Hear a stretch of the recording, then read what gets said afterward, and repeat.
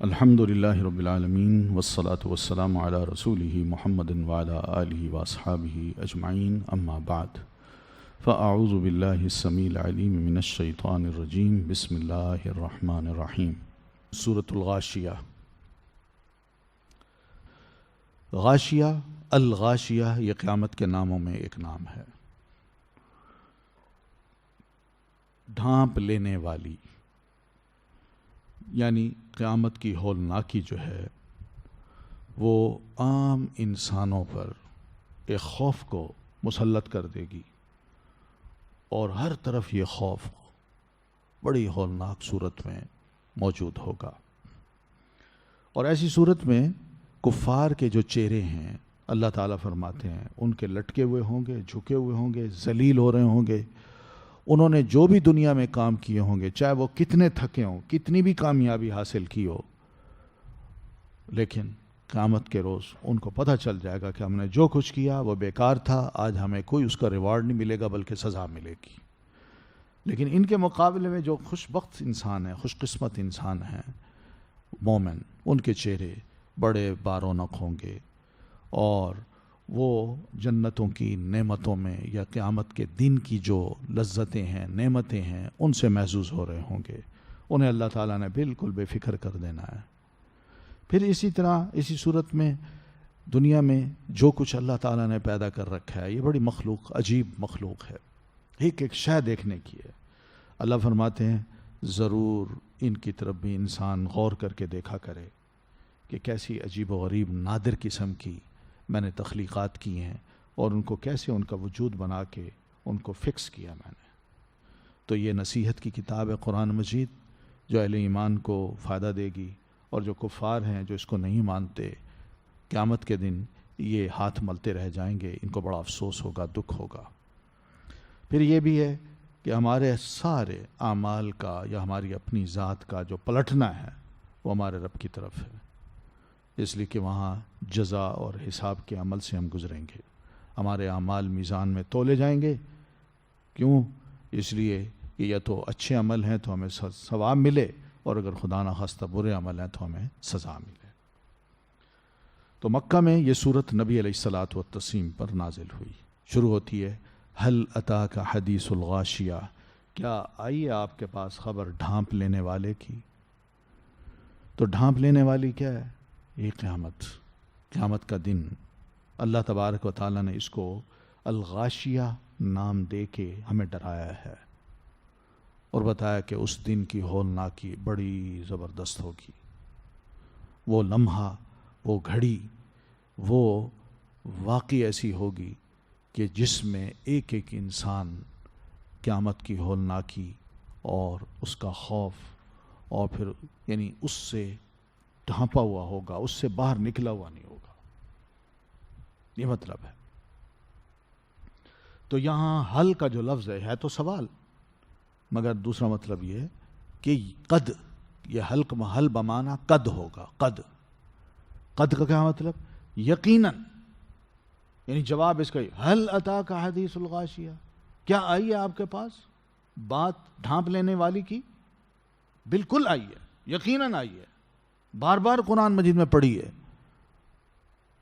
تو بار بار مجھ پر وحی نازل کی گئی ہے، اور بار بار اس کا تذکرہ کیا گیا ہے۔ ٹھیک ہے نا؟ پیچھے بھی ہم پڑھا ہے حل اتا علی الانسانی، وہاں بھی حل کا معنی کیا ہوگا؟ قد، یقیناً، اور یہاں بھی حل کا معنی یقیناً ہوگا۔ وجوہ یومئذ خاشعہ، کچھ چہرے، وجوہ وجہ کی جمع ہے، کچھ چہرے یومئذ اس دن خاشعہ، خاشعہ کا مطلب کیا ہے؟ ذلیل ہوں گے، ذلیلہ یوں کہہ دیجئے، یعنی ان کا جو چہرہ ہوگا وہ انتہائی ذلت کا منظر پیش کر رہا ہوگا۔ کیوں؟ اس لیے کہ اس نے جو بھی عمل کیے تھے دنیا میں، آج اس کو ان اعمال کا کوئی فائدہ نہیں پہنچا، اس وجہ سے وہ ذلیل ہوں گے۔ ٹھیک ہے نا؟ تو وجوہن سے مراد یعنی کفار کے چہرے، یاد رکھیے، میدان محشر میں ان کے چہرے جھکے ہوئے ہوں گے، اور جو ہولناکی وہ دیکھ رہے ہوں گے، اور جو عذاب اب ان پر پیش آنے والا ہے اس کی وجہ سے ان کے چہرے ذلیل ہو کے جھکے ہوئے ہوں گے۔ عاملۃ ناصبہ، عمل کرنے والے، ناصبہ تھک جانے والے۔ دنیا میں بڑی محنتی لوگ تھے، یہ بڑا کام کرتے تھے، صبح و شام دن رات ایک کر کے تھکاتے تھے اپنے آپ کو۔ ایک تو یہ مطلب بھی ہے، دوسرا یہ کہ وہ عبادت بھی کرتے تھے، اس میں بھی خوب تھکاتے تھے اپنے آپ کو، مگر ان کی ساری محنت، ساری کمائی یا ساری یہ عبادت غلط اصول پر یا غلط نظریے پر قائم تھی۔ اس میں شرک تھا، اس میں فساد تھا، جس کی وجہ سے جتنی بھی عبادت کر کر کے انہوں نے اپنے آپ کو تھکایا ہوگا، جتنی بھی محنت کر کر کے انہوں نے دنیا کمائی ہوگی، یہ لوگ کل قیامت کو انتہائی نقصان میں پائیں گے اپنے آپ کو، بلکہ اللہ ایسے لوگوں پر غضبناک ہوگا۔ ناصبہ کا مطلب ہے کام کر کر کے انسان انتہائی تھک جائے، جیسے سیدنا موسیٰ علیہ السلام نے یوشع سے کہا تھا نا، جب خضر علیہ السلام کو ملنے چلے تو کہتے ہیں ہاتنا غداءنا لقد لقینا من سفرنا ھذا نصبا، وہی ہم بہت تھک گئے، چل چل کے تھک گئے، لاؤ کھانا لاؤ، ناشتہ کریں۔ تو عاملۃ ناصبہ۔ اب دیکھا جائے تو بہت سے لوگ ہیں جو دنیا میں رہتے ہیں، بڑے عمل کرتے ہیں، اپنی طرف سے وہ سمجھتے ہیں اس سے بڑھ کر کوئی نیکی نہیں ہے، خوب کرتے ہیں مگر بھی غلط ہے، غلط نظریے پر قائم ان کی عبادت ہوتی ہے، عمل ہوتا ہے، تھکا چکے ہوتے ہیں اپنے آپ کو، مگر اللہ نے ان سارے اعمال کو بیکار ثابت کرنا ہے۔ میری نزدیک کوئی ان کی ویلیو نہیں، نہ میں نے قبول کی ہے۔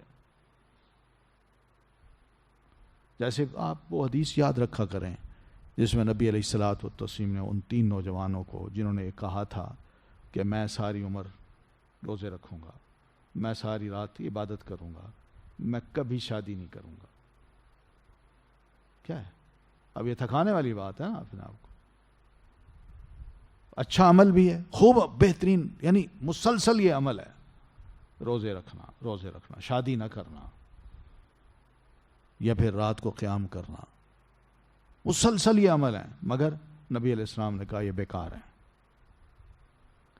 میرا طریقہ اپناؤ، میں شادی بھی میں نے کی ہے، رات کو میں سوتا بھی ہوں، روزے رکھتا بھی ہوں، چھوڑتا بھی ہوں، یہ میرا طریقہ ہے، جو یہ طریقہ استعمال کرے گا اس کا تعلق مجھ سے، ورنہ میرا اس سے کوئی تعلق نہیں۔ تو مطلب اس کے سارے عمل بیکار۔ تو یہ وہ طریقہ ہے عاملۃ ناصبہ، عمل انہوں نے بڑے کیے ہوں گے مگر غلط بنیادوں پہ، تھکایا انہوں نے خوب ہوگا مگر غلط اصولوں پہ۔ اس لیے بنیاد بڑی ضروری ہے۔ بنیاد وہ کیا ہے؟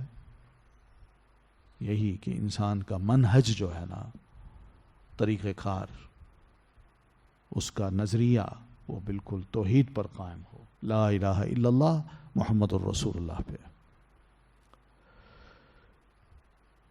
تو عاملۃ کا مطلب ایک یہ بھی ہے کہ دنیا میں انہوں نے خوب نافرمانیاں کی، اور ناصبہ کا مطلب یہ ہے کہ دوزخ میں جائیں گے تو وہاں ان کو عذاب، اسی طرح اغلال، توق، آگ کے جب پہنائے جائیں گے تو بس اس عذاب کو بھگت کے تھک چکے ہوں گے، لیکن ان کو ایک لمحے کے لیے بھی ریسٹ نہیں ملے گا۔ عاملۃ ناصبہ تصلی نارا حامیہ۔ سیدنا عمر بن خطاب رضی اللہ تعالیٰ عنہ کے بارے میں آتا ہے کہ ایک راہب کی عبادت گاہ تھی، سیدنا عمر وہاں سے گزرے تو سیدنا عمر نے اس کو پکارا، یا راہب یا راہب، اور راہب نام نہیں آتا تھا تو اسے کہہ دیا، تو اس نے اوپر سے دیکھا، تو سیدنا عمر اس کو دیکھتے رہے، روتے رہے، اسے دیکھا تو رونے لگ گئے۔ تو سیدنا عمر سے کہا گیا، امیر المومنین آپ آپ نے اس کو بلایا، پھر اس نے جھانک کے دیکھا اور آپ اس کو دیکھ کے رو رہے ہیں، کیوں؟ تو فرمانے لگے ذکرت قول اللہ عز وجل فی کتابہ، اللہ کی کتاب میں نے اللہ تعالیٰ کا یہ ارشاد اس موقع پہ یاد کیا ہے کہ عاملۃ ناصبہ تصلی نارا حامیہ. یہ راہب ہے، اوپر بیٹھا ہے، عبادت میں لگا ہوا ہے، خوب عبادت کر رہا ہے، اپنے آپ کو خوب تھکا رہا ہے، بھوکا پیاسا، لذتوں سے ایک طرف دنیا سے کٹ کے ادھر بیٹھا ہے، لیکن یہ ہے، اس کا شمار انہی لوگوں میں ہے عاملۃ ناصبہ، کیونکہ بنیاد اس کی غلط ہے، منہج اس کا غلط ہے. تو بس اس چیز نے فذالک الذی ابکانی، اسی چیز نے مجھے رلایا ہے، ورنہ کچھ نہیں. میں دیکھ رہا ہوں، میں نے اس کو پکارا، اس نے دیکھا، میں دیکھ رہا ہوں اس کی شکل کو، اس کے رہن سہن کو، کیا ان لوگوں نے سمجھا ہوا ہے. عاملۃ ناصبہ تصلی نارا حامیہ، وہ جلیں گے آگ میں بھڑکتی ہوئی. ٹھیک ہے، یعنی ایسی آگ ہوگی جس کی شدت گرمی کی ایسی ہوگی کہ جو انسان کو اپنے اندر جلا دے گی. اور ہم سب جانتے ہیں کہ جہنم کی آگ کو بھڑکایا گیا ہے، خوب گرمایا گیا ہے. تسقا من عین آنیہ، وہ پلائے جائیں گے ایک چشمے سے، عین ایک چشمے سے، آنیہ کھولتے ہوئے پانی کے. یعنی ادھر جہنم کی گرمی ہوگی اور ادھر پانی کا ابال ہوگا، کھولنا ہوگا. بس یہ ان کی لائف ہوگی وہاں پہ، اور کچھ نہیں. ٹھیک ہے، تو یہ حالت ہوگی ان کی. تسقا من عین آنیہ لیس لہم طعام، نہیں ہوگا کھانا ان کے لیے، الا مگر من ضریع، کانٹوں کے، سوائے کانٹوں کے. یہ ضریع کانٹوں کی ایک قسم ہے، اس کو قریشی اپنی زبان میں شبرق کہتے تھے، شبرق. اور یہ کانٹا اگر ہرا ہوتا تو اس وقت اس کو کہتے تھے شبرق، اور جب وہ خشک ہو جاتا تو اس وقت کہتے تھے ضریع. تو بہرحال یہ ایک درخت ہے جو کانٹے دار ہے، زمین کے ساتھ اس کے کانٹے یعنی جھک جھک کے زمین کے ساتھ ٹکرا رہے ہوتے ہیں. اور خاص طور پر موسم بہار میں یہ درخت جب نکلتا ہے تو قریش اس کے ہرے کانٹوں کو دیکھ کے کہا کرتے تھے شبرق. اور جب اس پہ ہوا ایسی چلتی جو گرم لو کی ہوتی اور وہ خشک ہو جاتا تو پھر اس کا نام رکھتے تھے یہ ضریع. تو بہرحال یہ ضریع جو ہے انتہائی بے کڑوا، بدبودار، بے ذوق قسم کا، یعنی بد ذائقہ قسم کا یہ کھانا ہے. اور یعنی جس کو انسان دیکھے تو بہت ہی برا بھی لگے اور انتہائی ناپاک اور گندا بھی لگے. تو بعض علماء تو یہ کہتے تھے، جیسے امام بخاری رحمۃ اللہ علیہ نے لکھا ہے، کہ یہ اہل حجاز جو ہے نا، جو یہی ضریع جب خشک ہو جائے تو اس کو کہا کرتے تھے سمن، یہ زہر ہے، زہر، کڑوا، کسیلا، گندا، بدبودار، یہ اس قسم کا ہے. تو یہ کھانا ہے لا یسمنو، نہ وہ موٹا کرے گا، ولا یغنی من جوع، اور نہ وہ کام آئے گا بھوک سے. یعنی اس کھانے سے کیا ہوگا کہ انسان کا بدن جہنم میں کوئی موٹا ہوگا، اس کو صحت ملے گی، کیا اس کی بھوک ختم ہو جائے گی؟ نہیں، بھوک بھی ختم نہیں ہوگی. یعنی اس کے اندر بھوک کی طلب ہے، وہ ختم نہیں ہوگی. اور پھر دوسری بات یہ کہ اس بھوک سے انسان یہ چاہتا ہے نا، محسوس کرتا ہے مجھے کمزوری ہے، تو اگر بالفرض کھائے گا بھی صحیح تو اس کی کمزوری دور نہیں ہوگی بلکہ اور کمزوری محسوس کرے گا. یہ ایسا کھانا ہے. وجوہن، کچھ چہرے، یومئذ، اس روز، ناعمہ، نعمتوں میں ہوں گے، یعنی تر و تازہ ہوں گے. یعنی اللہ تعالیٰ نے ان چہروں پر بڑی رونق عطا کی ہوئی ہوگی، اور یہ مومنوں کے چہرے ہیں. کیوں؟ جب وہ دیکھیں گے کہ ہمارے جتنے بھی اعمال تھے ان کے بدولت ہمارا یہاں بڑا اچھا استقبال کیا گیا اور ہمیں ہر اعتبار سے تسلی دی جا رہی ہے، معاملات اچھے ہو رہے ہیں، تو ظاہر ہے وہ خوش ہوں گے، دوسروں کے مقابلے میں ان کی حالت بڑی اچھی ہوگی۔ تو یہ ہیں وجوہ یومئذ ناعمہ، خوب نعمتوں میں ہوں گے، بارونق ہوں گے۔ اور یہ کون ہے؟ مومن۔ لسعیہا راضیہ، اپنی کوششوں پر راضیہ، وہ خوش ہوں گے، یعنی دنیا میں انہوں نے جو بھی عمل کیے وہ رب کی رضا کے لیے کیے، اللہ کو خوش کرنے کے لیے کیے، آخرت کو ترجیح دی۔ یہ سارے کام جو ہے نا یہ کوشش سے ہوتے ہیں، بغیر کوشش کے نہیں ہوتے، بیٹھے بٹھائے یا سوچے یہ نہیں ہوتے۔ تو اس لیے ان کی سعی جو تھی، ان کی کوشش جو تھی، ان کا اٹھنا بیٹھنا، گفتگو کرنا، ان کا آنا جانا، ان کا لوگوں سے ملنا، ان کا معاملہ کرنا، یہ سب ان کی ایک ایک کوشش جو تھی وہ اس پر مبنی ہوتی تھی کہ کیا ہمارا رب ہم سے راضی ہوتا ہے اس سے کہ نہیں۔ تو انہوں نے رب کو راضی کیا اپنی اس کوشش کے ذریعے سے، تو قیامت کے روز ان کے چہروں پر اگر یہ رونق ہوگی تو وہ اس وجہ سے بھی ہوگی کہ انہوں نے دنیا میں جو بھی کوششیں کی تھیں ان پر وہ آج خوش ہوں گے کہ الحمدللہ رب نے ہماری ان تمام کوششوں کو قبول کر لیا اور اللہ ہم سے خوش ہے۔ لسعیہا راضیہ، اور اللہ تبارک و تعالی خوش ہو کے ان کو جو ثواب دے گا، جو انعامات دے گا وہ الگ بات، جو عزت ملے گی وہ الگ چیز ہے۔ فی جنت عالیہ، بلند جنت میں ہوں گے، یعنی ایسی جنت جو بڑی بارونق ہوگی، بڑی خوبصورت ہوگی، اونچے اونچے اس کے کیا کہتے ہیں کمرے ہوں گے، بلڈنگز ہوں گی۔ اور یہ اونچائی کی علامت ایک یہی بھی ہے کہ اللہ تعالیٰ ایسے لوگوں کی بڑی قدر کرے گا کہ ان کو بڑے اونچے مقام پہ پہنچایا جائے، جنت کے بھی اونچے مقام پہ، یہ قدر ہوتی ہے۔ آج بھی دیکھ لیں جو بڑی بڑی لمبی لمبی بلڈنگز بنتی ہیں تو ان کی ٹاپ فلور جو ہوتی ہے نا وہ بڑی زبردست بنائی جاتی ہے، اور اس کا ایک خاص نام بھی ہوتا ہے، میرے ذہن میں نہیں آ رہا اس وقت۔ تو اس میں عموماً بادشاہ قسم کے لوگ آ کے رہتے ہیں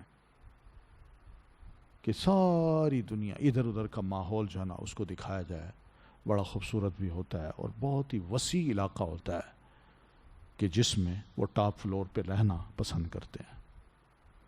تو ایسی فی جنت عالیہ، وہاں پھر خدام بھی ہوتے ہیں، ان کا بڑا اچھے طریقے سے استقبال کیا جاتا ہے، بڑی خوبصورت وہ اندر سیٹ اپ ہوتا ہے جس کے اندر داخل ہوتے ہی ان کو بڑی خوشی ہوتی ہے۔ فی جنت عالیہ لا تسمع فیہا لاغیہ، نہ وہ سنیں گے اس میں کوئی لغو بات، لاغیہ کوئی لغو بات، یعنی کوئی ایسی بات نہیں سنیں گے جس سے ان کو سن کے تکلیف ہو، یا کوئی ایسی بات نہیں سنیں گے جو غلط ہو، جھوٹی ہو، بے ایمانی کی ہو،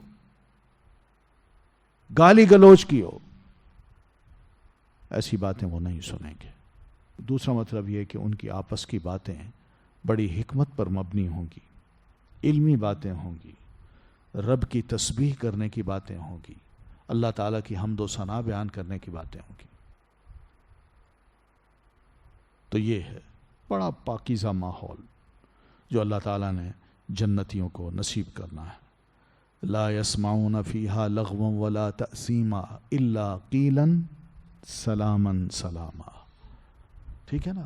لا يسمعون فيها لغوا الا سلاما، ہے نا؟ ایک مقام پہ یوں آتا ہے لا لغو فیہا ولا تأثیم،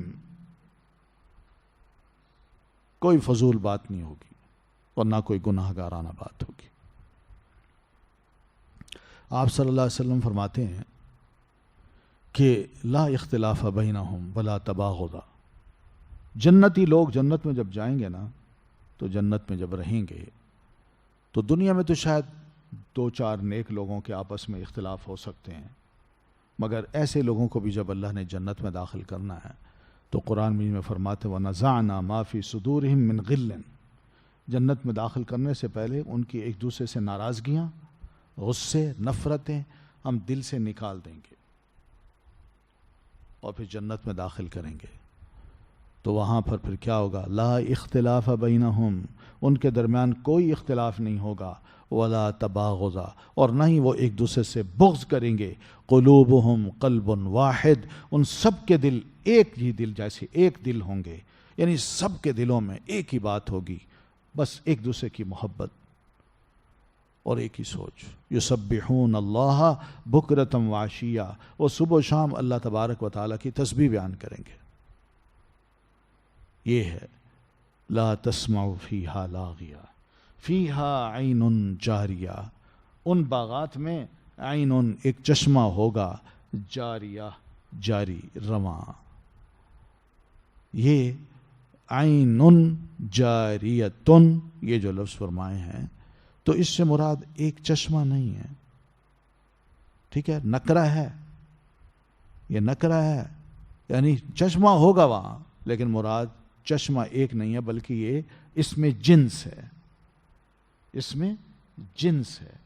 تو جنس سے کیا مراد؟ یعنی بہت سے چشمے ہوں گے اور بہتے چشمے ہوں گے. آگے دیکھیے نا، اسی وجہ سے آگے بھی دیکھیے فیہا سرر مرفوعہ، اس میں سریر ہوں گے، چارپائیاں ہوں گی، پلنگ ہوں گے، مرفوعہ اوپر اٹھائے ہوئے. یہ اوپر اٹھائے ہوئے کیا مطلب ہے؟ یہ بھی ایک خاص یعنی ایک ذوق کی علامت ہے کہ میاں بیوی جب ایسے محلات میں رہیں گے اور کمروں میں رہیں گے جہاں اللہ تعالیٰ نے یہ چارپائیاں جو ہیں، پلنگ جو ہیں، یہ اٹھائے ہوئے ہیں، اونچے کیے ہوئے ہیں، یعنی چھوٹے چھوٹے نہیں ہے جیسے ہمارے ہاں ہوتے ہیں جو گھٹنے کے برابر، وہ بیٹھنا ہے جی. تو اس لیے پلنگ جو ہے نا ذرا اونچے اونچے کر دیے جائیں گے. فیہا سرر مرفوعہ، ٹھیک ہے. اور سرر بھی بڑے خوبصورت ہوں گے، بڑے آرام دہ، نرم و نازک، جس کا جو اوپر کا کپڑا ہوگا وہ بھی بہت ہی خوبصورت، اور اس کے اوپر یہ حور عین ہوگی اور انسان جو ہے نا اس کے ساتھ دل لگی کر رہا ہوگا. مرفوعہ، ٹھیک ہے نا. تو یہ مطلب ہے. پھر یہ بھی ہے کہ اگر مومن بھی اس پہ بیٹھتا ہے اپنی بیوی کے ساتھ تو جنت کی ساری نعمتیں جو ہے نا اس کو یوں نیچے نظر آئیں گی. یہ ہوگا. بڑے بڑے 5 سٹار 7 سٹار ہوٹل ہوتے ہیں نا، تو ان میں جو پلنگ ہیں، پلنگ ان کو ذرا اوپر، عام پلنگوں سے جو گھروں میں ہوتے ہیں نا ان سے ذرا اونچے ہوتے ہیں، وہ اونچے ہوتے ہیں وہ. تو یہ انسانی ذوق ہے. تو اللہ تعالیٰ نے پہلے ہی کہہ دی ہے، یہ ذوق تو اب ڈیولپ ہوا ہے نا، لیکن یہ پہلے ہی کہہ دیا ہے. پھر آگے دیکھیے وَأَكْوَابٌ مَوْضُوعَةٌ، اور پیالے، کوب کی جمع ہے اکواب، اور پیالے ہوں گے موضوعہ رکھے ہوئے، یعنی یہ شیشے کے پیالے ہوں گے، اور اللہ تعالیٰ نے ان کو تیار کر کے، یعنی تیار اس معنی میں کہ ان میں شراب بھی ہوگی، ان میں مشروب ہوگا، اور وہ اپنے اس غرفے میں، اپنے اس روم میں، اپنی اس جنت میں جب داخل ہوں گے تو وہاں یہ ساری نعمتیں پہلے سے ہی تیار پڑی ہوں گی کہ انسان کو مانگنے کی ضرورت نہ پڑے، ان ڈیلنے کی ضرورت نہ پڑے،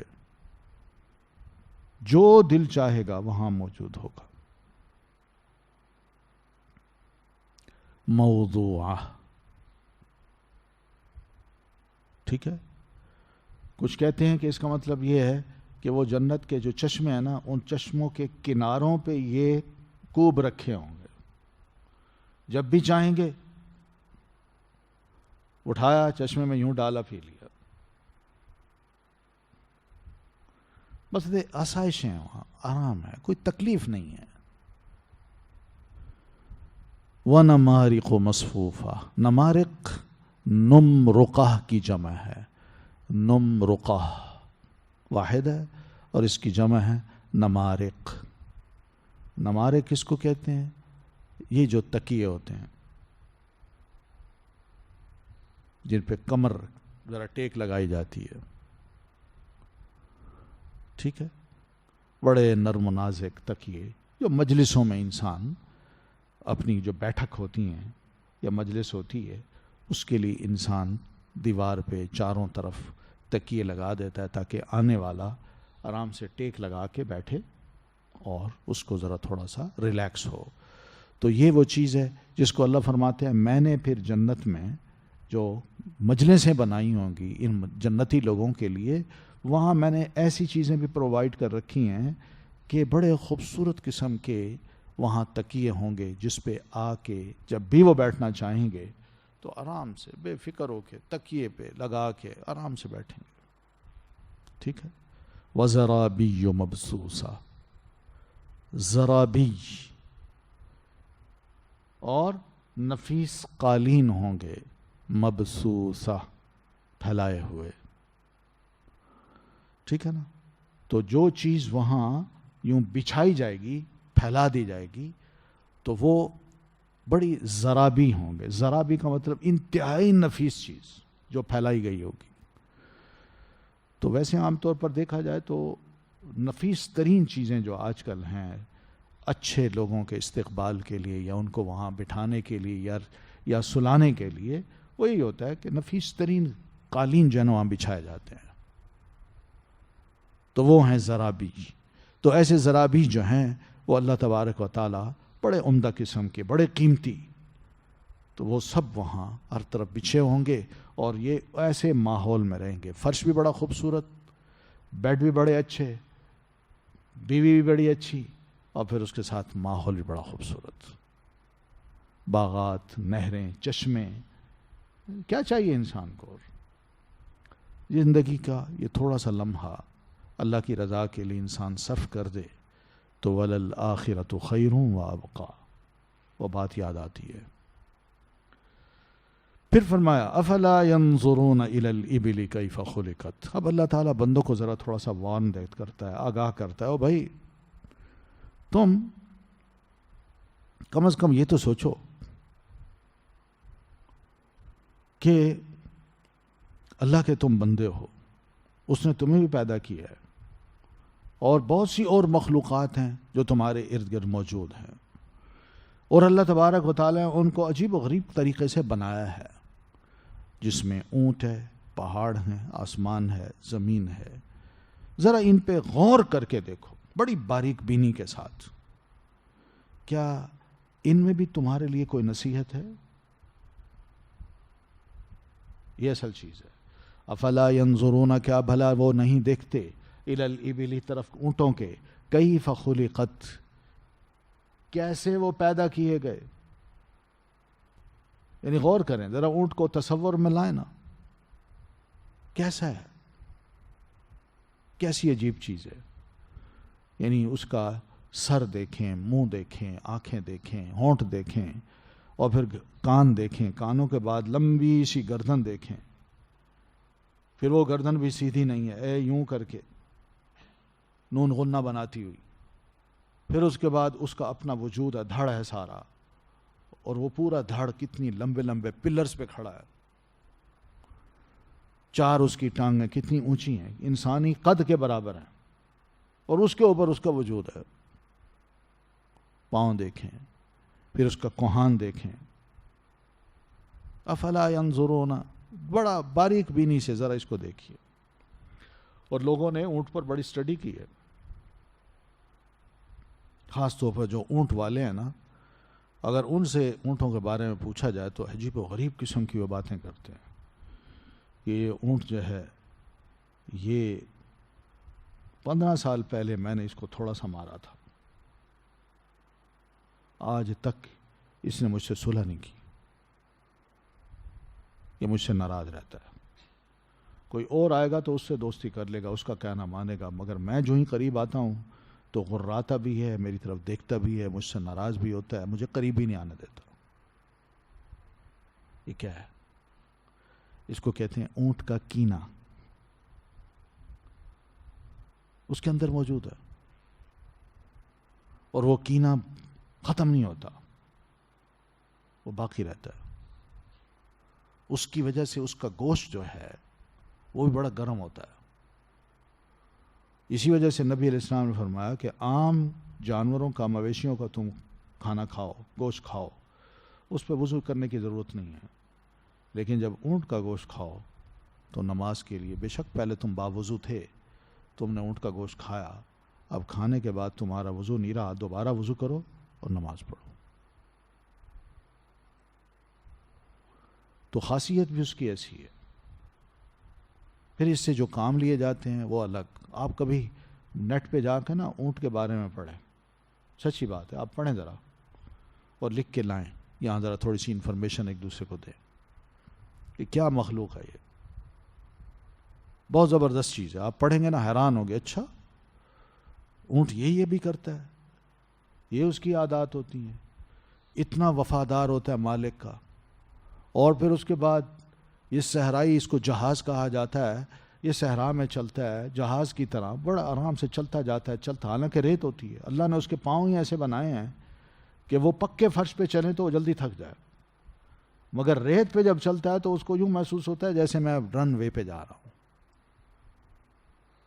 اور پھر وہاں پر جب سینڈ سٹارم آتا ہے تو ایک بندہ جو اینکیں لگائے، کپڑے لپیٹے، بے شک کوئی کپڑا باریک لگا کے آنکھوں پہ، تب بھی وہ اس سینڈ سٹارم سے اپنے آپ کو محفوظ نہیں رکھ سکتا.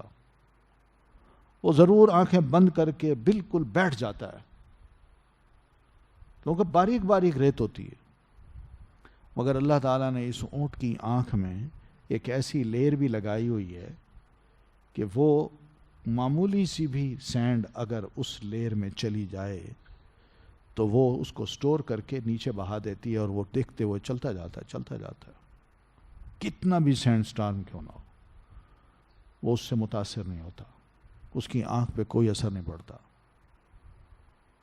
کئی کئی دن بھوکا پیاسا رہتا ہے، یہ چلتا جائے گا، چلتا جائے گا.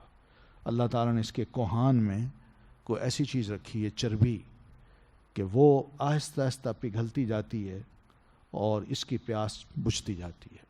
کئی کئی دن تک یہ پانی نہیں پیتا، اور جب پانی پیتا ہے تو پھر اس کو دیکھیں، وہ جو سک کرتا ہے نا، اس کو کئی گیلن پانی ایک ہی سک میں وہ پی جاتا ہے، کئی کلو پانی. یعنی اس کے اندر عجیب و غریب قسم کی اللہ تعالیٰ نے خصوصیات رکھی ہیں. اسے فرمایا افلا ينظرون الى الابل كيف خلقت والى السماء كيف رفعت.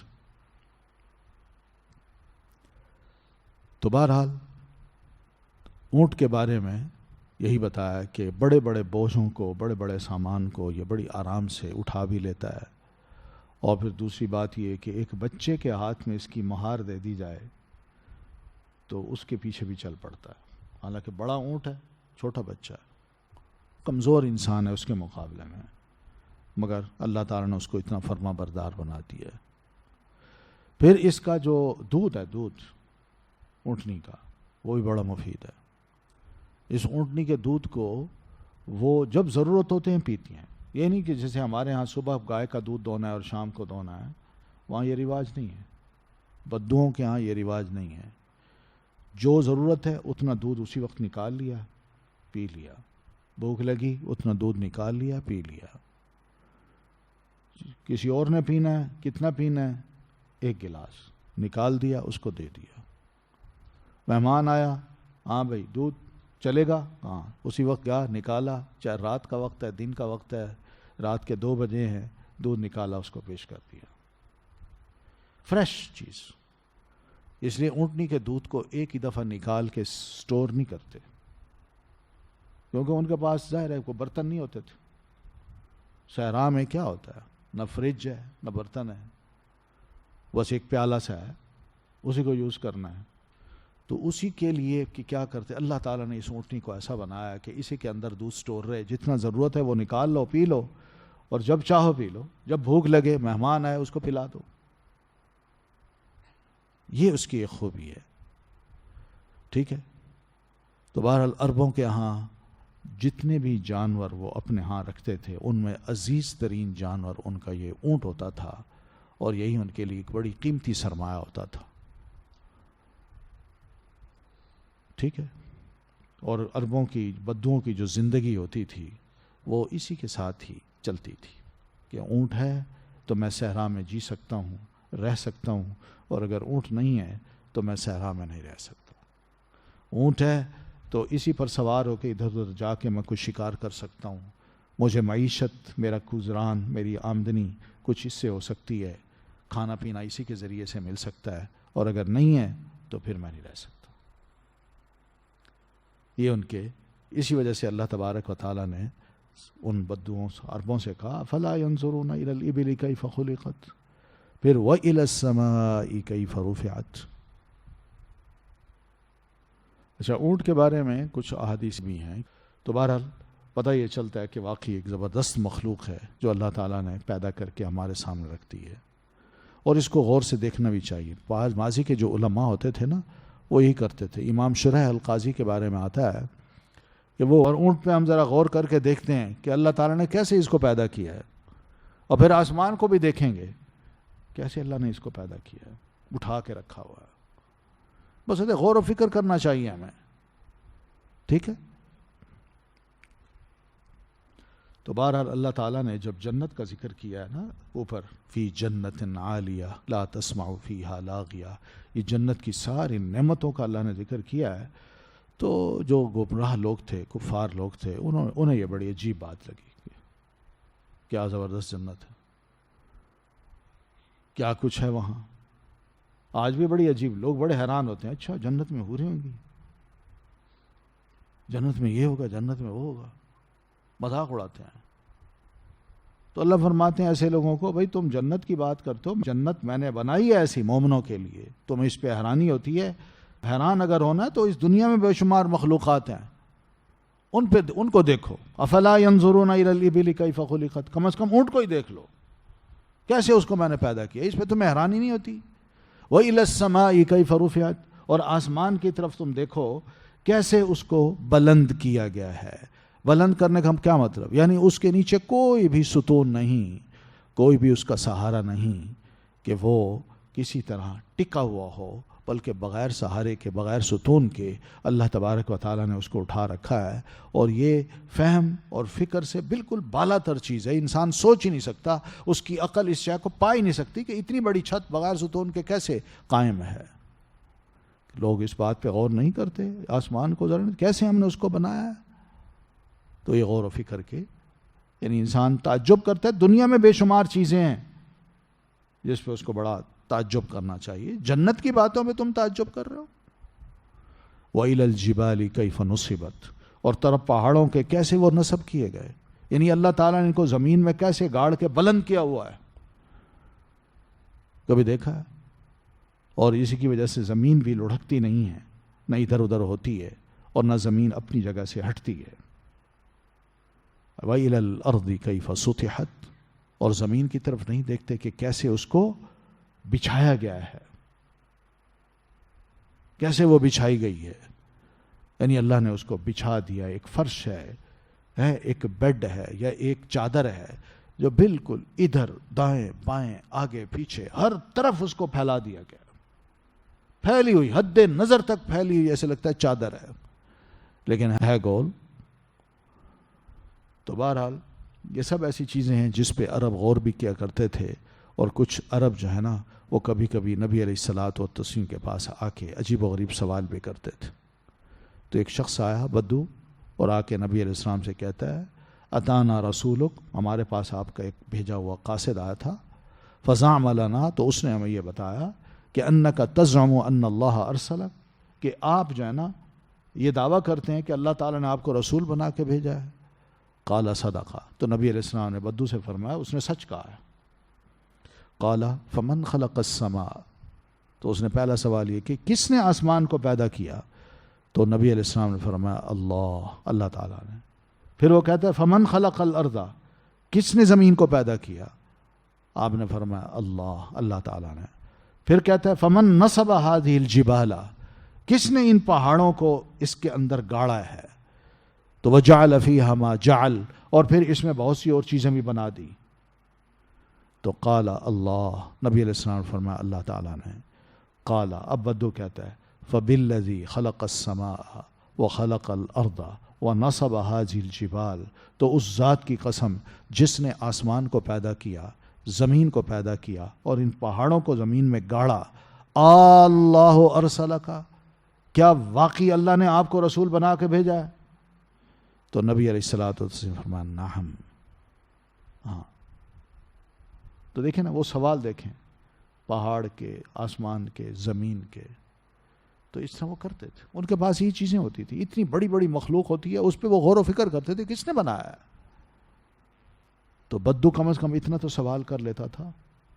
آج کا ہمارا پڑھا لکھا بندہ وہ ان سوالوں کو کوئی اہمیت نہیں دیتا، کہتے یہ بات ہے، یہ تو خود بخود بنے ہوئے ہیں۔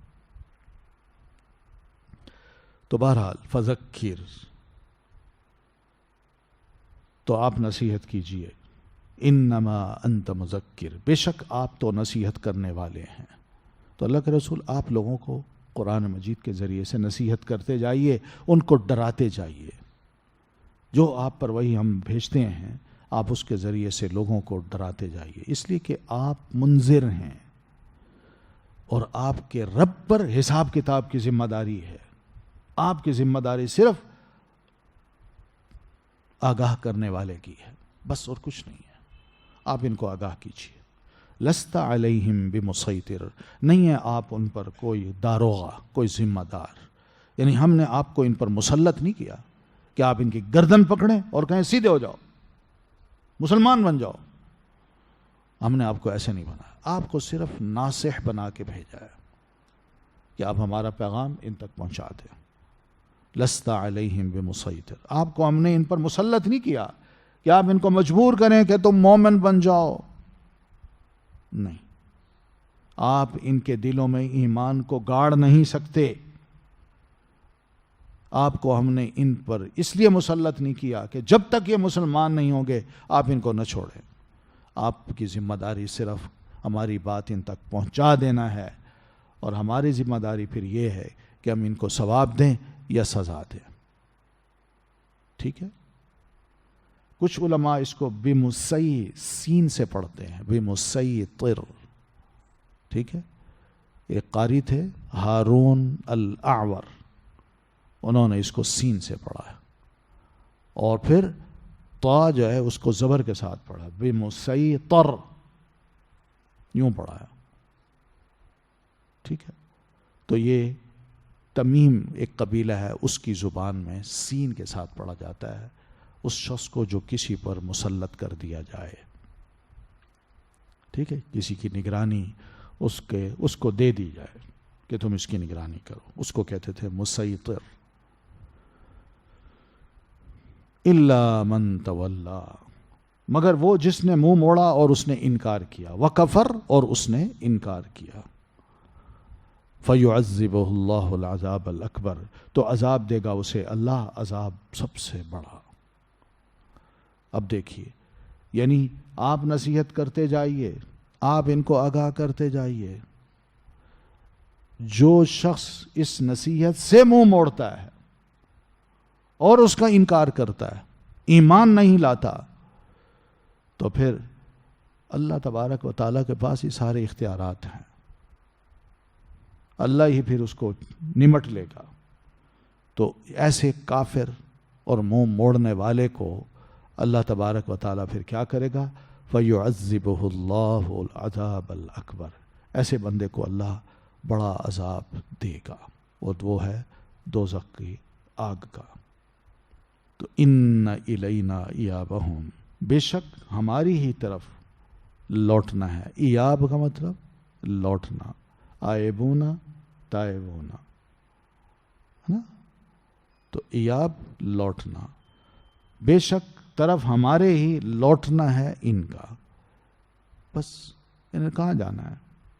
مر کے انہوں نے ہمارے پاس ہی آنا ہے، کہیں اور نہیں جا سکتے، اور یہ مر کے فنا بھی نہیں ہو سکتے۔ ہم نے ان کو دوبارہ زندہ کرنا ہے اور ان کے اعمال سمیت اپنے سامنے ان کو حاضر کرنا ہے، پھر ان سے ہم نے پوچھنا ہے۔ ثم ان علینا حسابہم، پھر بے شک ہمارے ہی ذمہ ہے حساب ان کا، پھر ہم جانے یہ جانے۔ تو یہ بہرحال اگر اس کا عمل اچھا ہے تو اللہ کی طرف سے حساب بھی اچھا ہوگا، اور اگر خدا نخواستہ برا ہے تو اللہ تعالیٰ کی طرف سے حساب بھی بڑا کڑا ہوگا اور بڑی سخت سزا والا ہوگا۔ سورۃ الفجر، مکہ میں یہ سورت نازل ہوئی ہے نبی علیہ الصلاۃ والتسلیم پر۔ اس سورت میں اللہ تعالیٰ نے فجر کی اور 10 راتوں کی قسم کھائی ہے، اور ایون نمبر کی بھی اور آڈ نمبر کی بھی قسم کھائی ہے اللہ تعالیٰ نے، اور رات کی بھی قسم کھائی ہے، اور یہ بات بتائی ہے کہ کفار پر میرا عذاب نازل ہوگا، دنیا میں نہیں تو آخرت میں ضرور۔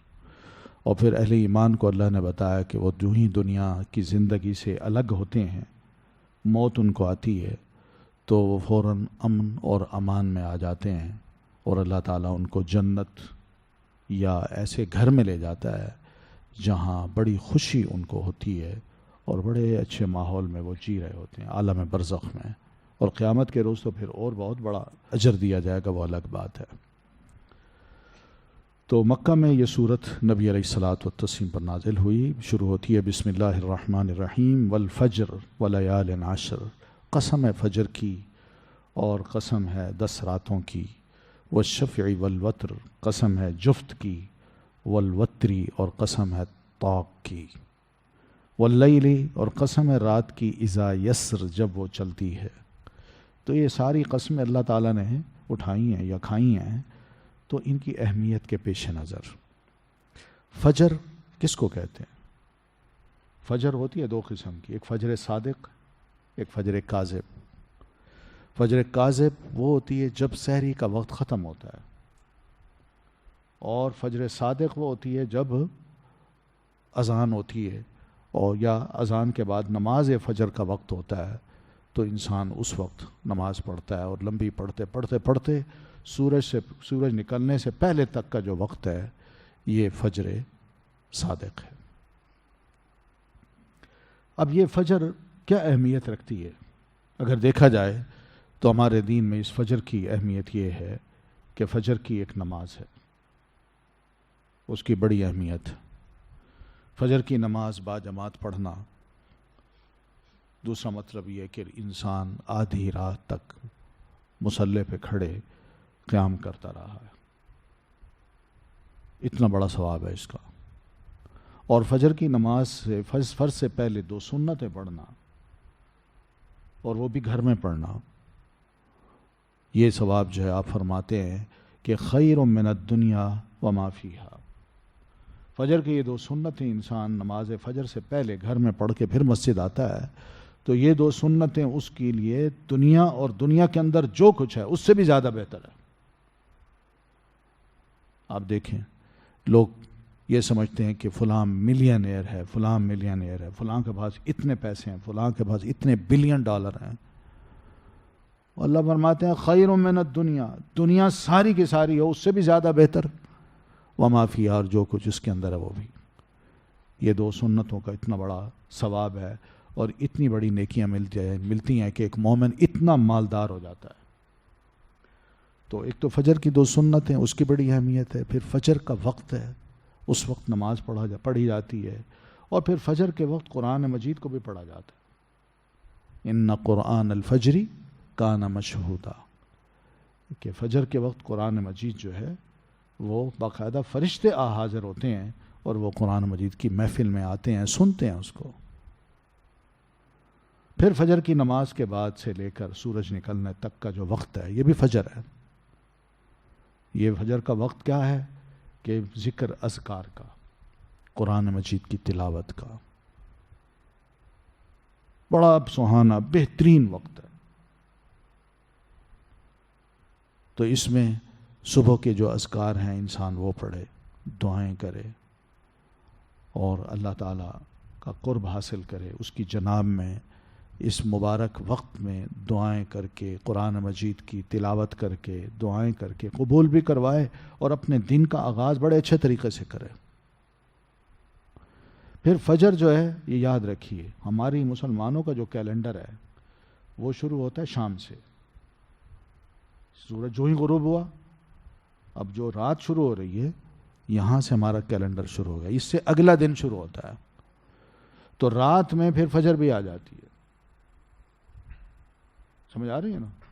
اب مثلاً کل جو شام کی نماز پڑھی ہے ہم نے، تو اب وہ جمعرات کا دن ختم، اب وہ جمعہ کا دن شروع ہو گیا ہے. تو اس لیے وہ جمعہ کی رات ہوتی ہے لیلۃ الجمعہ. اور اس کی دلیل یہ ہے کہ جو ہی یہ رات شروع ہوتی ہے، اگر بالفجر رات اس شام کو چاند نظر آ جائے تو ہم کیا کرتے ہیں؟ تراویح پڑھتے ہیں. اسی وقت عشاء کی نماز میں تراویح پڑھ لیتے ہیں کہ بھئی رمضان شروع ہو گیا. تو وہ رات کو ہم اگلے دن میں شامل کر رہے ہوتے ہیں. تو اگلے دن میں جب رات کو شامل کریں گے تو فجر بھی اس میں شامل ہوگی.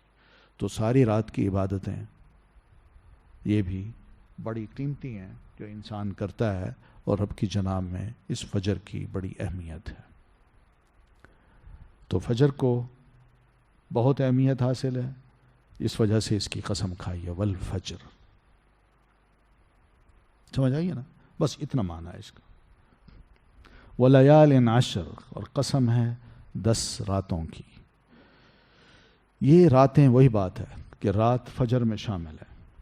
تو اس لیے یہ راتیں جو ہیں ان کے بارے میں بھی کہا گیا کہ یہ کون سی راتیں ہیں. یہ اللہ تعالیٰ نے ان کی قسم کھائی ہے. تو علماء کا کہنا یہ ہے کہ ذوالحجہ کی پہلی 10 راتیں، اور کچھ علماء کہتے ہیں رمضان کے آخری عشرے کی راتیں. تو رات میں دن شامل ہوتا ہے تو اس سے مراد ہی 10 دن ہیں، ذوالحجہ کے پہلے 10 دن یا پھر رمضان کے آخری عشرے کے 10 دن. ٹھیک ہے نا؟ تو یہ لیال عشر ہیں، اور پورے سال کے جو دن ہیں ان کے مقابلے میں یہ افضل ترین دن ہے. نبی صلی اللہ علیہ وسلم کی ایک ارشاد ہے صحیح بخاری میں، سیدنا ابن عباس رضی اللہ تعالیٰ عنہما فرماتے ہیں کہ آپ نے فرمایا مل عمل فی ایام العشر افضل منہا فی ہذی. ان 10 دنوں میں جو عمل کیے جائیں گے اس سے بہتر کوئی اور دن نہیں ہے کہ جن میں ان عمل کا زیادہ ثواب ملے. قالوا ولا الجہاد، صحابہ نے عرض کی اللہ کے رسول جہاد بھی ایک؟ آپ نے فرمایا ولا الجہاد، ہاں بالکل جہاد بھی. بے شک انسان جہاد بھی کرے، وہ ان 10 دنوں کے علاوہ اس جہاد کا اتنا ثواب نہیں ہے جتنا ان 10 دنوں میں نیکیاں کرنے کا ثواب ہے. آپ فرماتے ہیں ہاں الا رجل خرج یخاطر بنفسی ومالہ فلم یرجع بشیء، ہاں کوئی شخص اپنے نفس اپنی جان مال کو لے کے جہاد کے لیے نکلتا ہے، اور جب جاتا ہے لڑتا ہے اور پھر واپس نہیں آتا. وہ کوئی شے، نہ اس کی جان واپس آتی ہے نہ اس کا مال، سب کچھ قربان کر چکا ہوتا ہے. وہ اور بات ہے، ورنہ ان 10 دنوں میں مسلمان کا جو عمل ہے وہ اللہ تبارک و تعالیٰ کو بہت زیادہ پسندیدہ ہے بنسبت سال کے اور دنوں میں. تو یہ آپ کا ارشاد ہے ما من ایام العمل الصالح فیہا احب الی اللہ، کوئی نیک عمل بندہ کرتا ہو ان دنوں میں جو عمل کرتا ہے اللہ تعالیٰ کو زیادہ محبوب ہے بنسبت اس کے کہ اور دنوں میں کرے. تو یہ اور حدیث بھی ہے. تو ان دنوں میں کیا ہے، کچھ ہم مسلمانوں پر نبی علیہ الصلاۃ والتسلیم نے کچھ سنتیں ہمیں بتائی ہیں. مثال کے طور پر ام المومنین آپ کی کوئی زوجہ محترمہ وہ بیان کرتی ہیں کہ کان رسول اللہ صلی اللہ علیہ وسلم یصوم 9 ذی الحجہ، آپ صلی اللہ علیہ وسلم 9 ذی الحجہ کو روزہ رکھا کرتے تھے. 9 ذی الحجہ کا لفظ آتا ہے، یاد رکھیے گا. میں اس لیے کہہ رہا ہوں کہ کچھ لوگ یہ کہتے ہیں یوم عرفہ تو حاجیوں کا ہے، ہمارا تو نہیں ہے. یہ غلط بات ہے. ہم کیوں روزہ رکھیں؟ وہ روزہ رکھیں. اور بھائی وہ تو میدان عرفات میں، ان کو تو ویسے ہی روزہ رکھنا منع ہے. یہ ہمیں کہا گیا ہے تو ہم نے یہ روزہ رکھنا ہے. ٹھیک ہے نا؟ تو یہاں کیا ہے، 9ویں تاریخ کا بات کیا آپ نے، 9ویں ذی الحجہ کو آپ صلی اللہ علیہ وسلم روزہ رکھا کرتے تھے. یہاں یوم عرفہ کی بات نہیں کی، 9ویں ذی الحجہ کو. تو آپ کی سنت جو ہے ہر جگہ اس پہ عمل کیا جا سکتا ہے کہ 9ویں ذی الحجہ کو انسان روزہ رکھے. اور پھر ویوم عاشوراء، اور نبی علیہ السلام عاشوراء کے دن یعنی محرم کی 10ویں تاریخ کو بھی روزہ رکھا کرتے تھے. وَثَلَاثَةُ أَيَّامٍ مِّن كُلِّ شَهْرٍ، اور ہر مہینے کے 3 دن جو ہے نا اس میں بھی آپ روزہ رکھا کرتے تھے. اور ایک روایت میں ہے کہ اول اثنین من الشہر والخمیس، شہر کے مہینے کے سوموار اور جمعرات کو بھی آپ روزہ رکھا کرتے تھے. تو یہ روزے ہیں. تو یہ بہرحال اصل جو چیز ہے وہ یہی ہے کہ 9 ذی الحجہ کو آپ روزہ رکھتے ہیں. پھر اسی طرح 9 ذی الحجہ سے پہلے جو بھی دن ہیں ان میں بھی روزے رکھے جا سکتے ہیں، کیونکہ عمل صالح کرنے کی گنجائش ہے. قرآن پڑھا جائے، روزے رکھے جائیں، ذکر اذکار خوب کیے جائیں، خیرات کی جائے، نیکیاں کی جائیں، امر بالمعروف نہی عن المنکر یہ بھی خوب ہو، اور بھی جو بھی نیکی کرنے کی اللہ توفیق دیتا ہے، معاملات کو درست کرنے کی وہ بھی انسان کرے. بڑی اہمیت والے دن ہیں یہ. ہر نیک عمل کی بہت بڑی ویلیو ہے ان دنوں میں. تو اس پہ بڑی تاکید کی ہے، اور پیارے نبی علیہ الصلاۃ والتسلیم کا عمل بھی یہی نظر آتا ہے. والفجر، قسم ہے فجر کی. ولیال عشر، اور قسم ہے 10 راتوں کی. یہ فجر کے فضائل کے بارے میں قسم اللہ تعالیٰ نے اٹھائی ہے، جس سے پتہ چلتا ہے کہ فجر کا وقت یا فجر کی نماز یا فجر کے اذکار یہ سب ایسی چیزیں ہیں. فجر کا قرآن مجید پڑھنا یہ سب ایسی چیزیں ہیں جو اللہ تعالیٰ کے نزدیک بھی بہت اہمیت رکھتی ہیں. کیونکہ اس کی قسم کھانا ایک تو وہ وقت رات کے اندھیرے سے نکالنا ہے، بہت بڑا کام ہے، بہت بڑی تخلیق ہے، اور اللہ تعالیٰ کی قدرت کار فرما ہے. اور دوسری بات یہ کہ فجر کے وقت میں انسان اٹھ کے بڑے برکت والے کام کر سکتا ہے، خاص طور پر ایک مسلمان. اور نبی علیہ الصلاۃ والتسلیم کی دعا کا بھی مستحق ہو سکتا ہے، جس میں آپ نے فرمایا اللہم بارک لامتی فی بکورہا، اللہ میری امت کے فجر صبح کے جو کام ہیں ان میں بڑی برکت پیدا فرما. تو اس اعتبار سے فجر کی قسم اللہ تبارک و تعالی نے کھائی ہے، جو ہم انسانوں کو، مسلمانوں کو یہ باور کراتی ہے کہ یہ وقت بڑا مقدس وقت ہے، بڑا اہم وقت ہے. فرشتے بھی اس وقت اترتے ہیں، اور فرشتے بھی یعنی رات کو یعنی جو اترتے ہیں اور فجر کی نماز تک یہ رات بھر ندا دیتے رہتے ہیں. تو یہ بڑا مقدس وقت ہے کہ انسان رات کا بھی تھوڑا سا وقت عبادت کے لیے گزار لے، اور فجر کا وقت تو خاص طور پر اللہ تعالیٰ کی عبادت، قرآن مجید کی تلاوت اور ذکر الہی میں اپنے آپ کو لگا دے. اور جب فجر کی نماز پڑھ کے انسان اپنی جگہ پہ بیٹھتا ہے اور وہیں بیٹھا رہتا ہے اور ذکر اذکار کرتا رہتا ہے یہاں تک کہ سورج طلوع ہوتا ہے، اس کا بھی ہم اندازہ نہیں کر سکتے کتنا بڑا ثواب ہے. تو یہ سب چیزیں ایسی ہیں جس کی ہمیں اہمیت کا علم ہوتا ہے، اور اسی وجہ سے یہ قسم کھائی ہے. ولیال عشر، اور قسم ہے 10 راتوں کی. یہ 10 راتیں کون سی ہیں؟ یہ ذی الحجہ کی 10 راتیں ہیں جو علماء نے بیان کی ہیں. اور پھر نبی علیہ الصلاۃ والتسلیم خود بھی فرماتے ہیں کہ دنوں میں کوئی دن اتنے مبارک نہیں ہیں جتنے مبارک یہ 10 دن ہیں، کیونکہ ان دنوں میں مسلمان کا کیا ہوا ایک عمل صالح جو درجہ پاتا ہے وہ باقی دنوں میں نہیں پا سکتا. تو اس حدیث کو بھی ہم سب سنتے رہتے ہیں. مسند احمد میں، سنن نبی داؤد میں، سنن ترمذی میں یہ حدیث موجود ہے. والشفع والوتر، قسم ہے جفت کی، اور والوتر اور طاق کی. جفت جوڑ کو کہتے ہیں، اور وتر اکیلے سنگل کو کہتے ہیں یا آڈ نمبر کو کہتے ہیں. اور ساری چیزیں جو اللہ تعالیٰ نے بنائی ہیں وہ اسی کے اندر آتی ہیں. الشفع کا مطلب بعض علماء نے یہ کیا ہے کہ شفع سے مراد یوم الاضحیٰ ہے، یعنی عید الاضحیٰ، اور وتر سے مراد یوم عرفہ ہے، کیونکہ یہ دن بھی اللہ تعالیٰ کے ہاں بڑی اہمیت رکھتے ہیں. کچھ علماء یہ کہتے ہیں کہ نمازیں جو ہیں ہم پڑھتے ہیں، ان نمازوں میں کچھ نمازیں تو 2 ہیں، جوڑ ہیں، جفت ہیں اور کچھ نمازیں طاق ہیں. مثال کے طور پر مغرب کی نماز ہے، بڑا اہم وقت ہے. ادھر فجر کی قسم کھائی تو ادھر وتر کی قسم کھائی. تو ادھر فجر کا آغاز ہو رہا ہے اور ادھر مغرب کا وقت شروع ہو رہا ہے. تو دونوں اوقات جو ہیں بڑے اہم ہیں. تو اس اعتبار سے دیکھا جائے مغرب کی نماز وتر میں ہے، آڈ نمبر میں ہے، اور اسی طرح جو وتر ہم پڑھتے ہیں وہ بھی آڈ نمبر میں ہے. اور پھر ہم انسان جتنے بھی ہیں، ہم بھی دیکھیں اپنے آپ کو تو ہم کیا ہیں؟ ہم جفت میں ہیں، مگر اللہ تبارک و تعالی وتر میں ہے.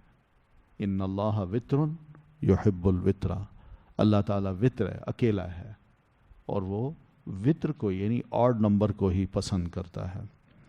تو یہ جو قسم اللہ تبارک و تعالیٰ نے کھائی ہے، اس قسم کو اگر آپ دیکھیں تو خالق نے اپنی قسم بھی کھائی ہے اور مخلوق کی قسم بھی کھائی ہے کہ میں اکیلا ہوں اور میری مخلوق جو ہے وہ جفت میں ہے. تو یہ وہ چیز ہے جس کو قرآن مجید میں اللہ تعالیٰ نے ایک اور مقام پہ بھی بیان کیا ہے. وَمِن كُلِّ شَيْءٍ خَلَقْنَا زَوْجَيْنِ لَعَلَّكُمْ تَذَكَّرُونَ. ہم نے ہر شے کو پیدا کیا، ہر شے کو پیدا کیا. جس کو پیدا کیا ہے اللہ فرماتے ہیں میں نے اس کو جوڑ بنایا ہے، جوڑ بنایا ہے. اس لیے بنایا تاکہ تم غور و فکر کرو. اب جوڑ کیا ہے؟ آسمان کا جوڑ کیا ہے؟ زمین. خشکی کا جوڑ کیا ہے؟ تری. جن، انسان. پھر اس طرح سورج، چاند. کفر، ایمان. سعادت، شقاوت. ہدایت، ضلالت. دن، رات. یہ سارے جوڑ ہیں جو اللہ تعالیٰ نے فرمائے ہیں. پھر اسی طرح صحیح بخاری اور صحیح مسلم میں سیدنا ابو ہریرہ رضی اللہ تعالیٰ عنہ کی ایک حدیث ہے کہ آپ صلی اللہ علیہ وسلم نے ارشاد فرمایا للہ 99 اسما الا 100 الا واحدہ، کہ اللہ تعالیٰ کے 99 نام ہیں، یعنی 100 سوائے ایک کے.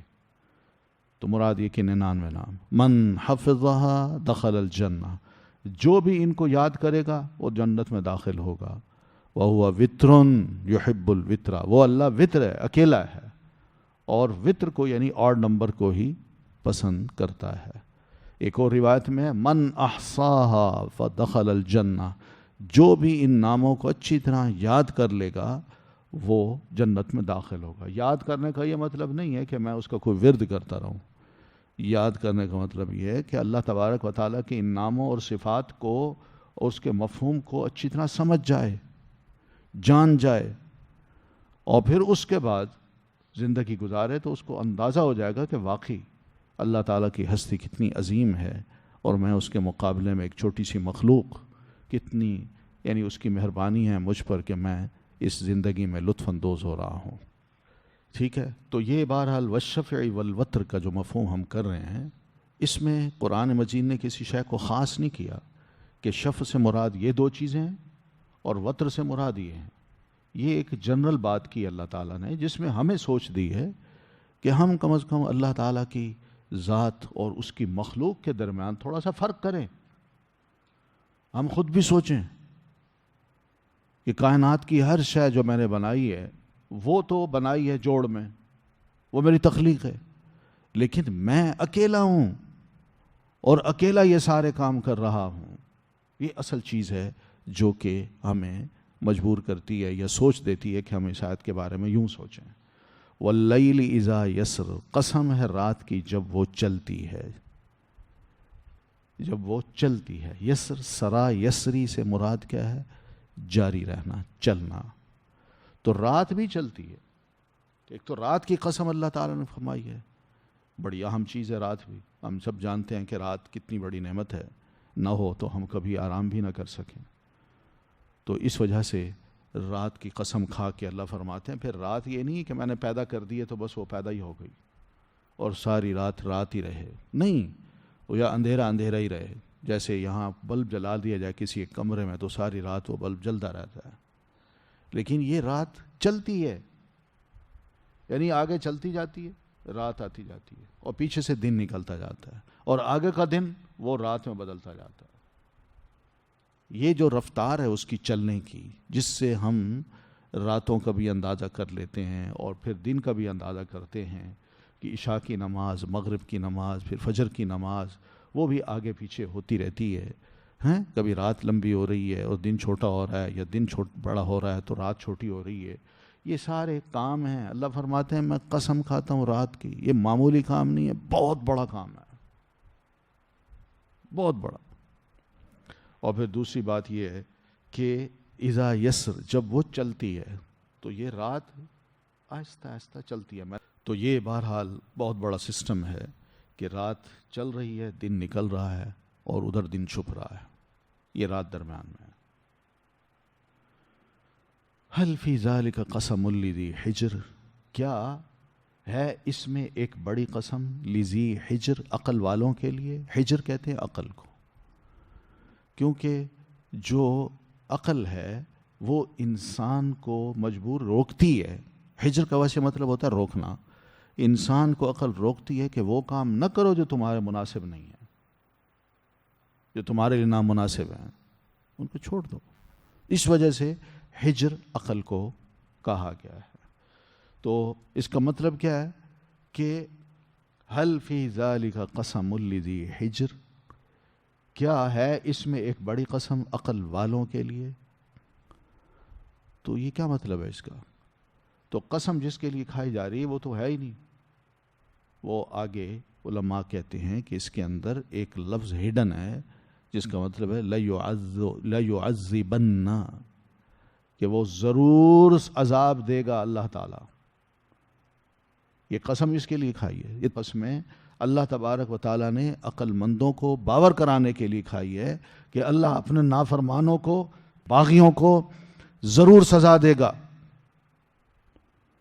یہ عقل مندوں کو یہ بات سمجھ آ جانی چاہیے، جن کے پاس تھوڑا سا دماغ ہے وہی اندازہ کر لیں بس کہ اللہ تبارک و تعالیٰ کی توحید کو، اس کی قدرت کو اگر لوگ تسلیم کریں گے تو بھلے میں رہیں گے، اور اگر خدا نخواستہ انہوں نے شرک کیا، کسی اور کو اللہ تعالیٰ کے اختیارات میں شامل کر دیا، تو ان کو اللہ فرما رہا ہے اگر تمہاری عقل ہے تو یہ بات غور سے سن لو کہ اللہ تمہیں پھر سزا بھی دے سکتا ہے۔ اور اس کی مثالیں اگر دیکھنی ہوں تو آؤ پھر دیکھو، الم تر کیف فعل ربک بعاد، کیا نہیں آپ نے دیکھا کیسے کیا آپ کے رب نے قوم عاد کے ساتھ۔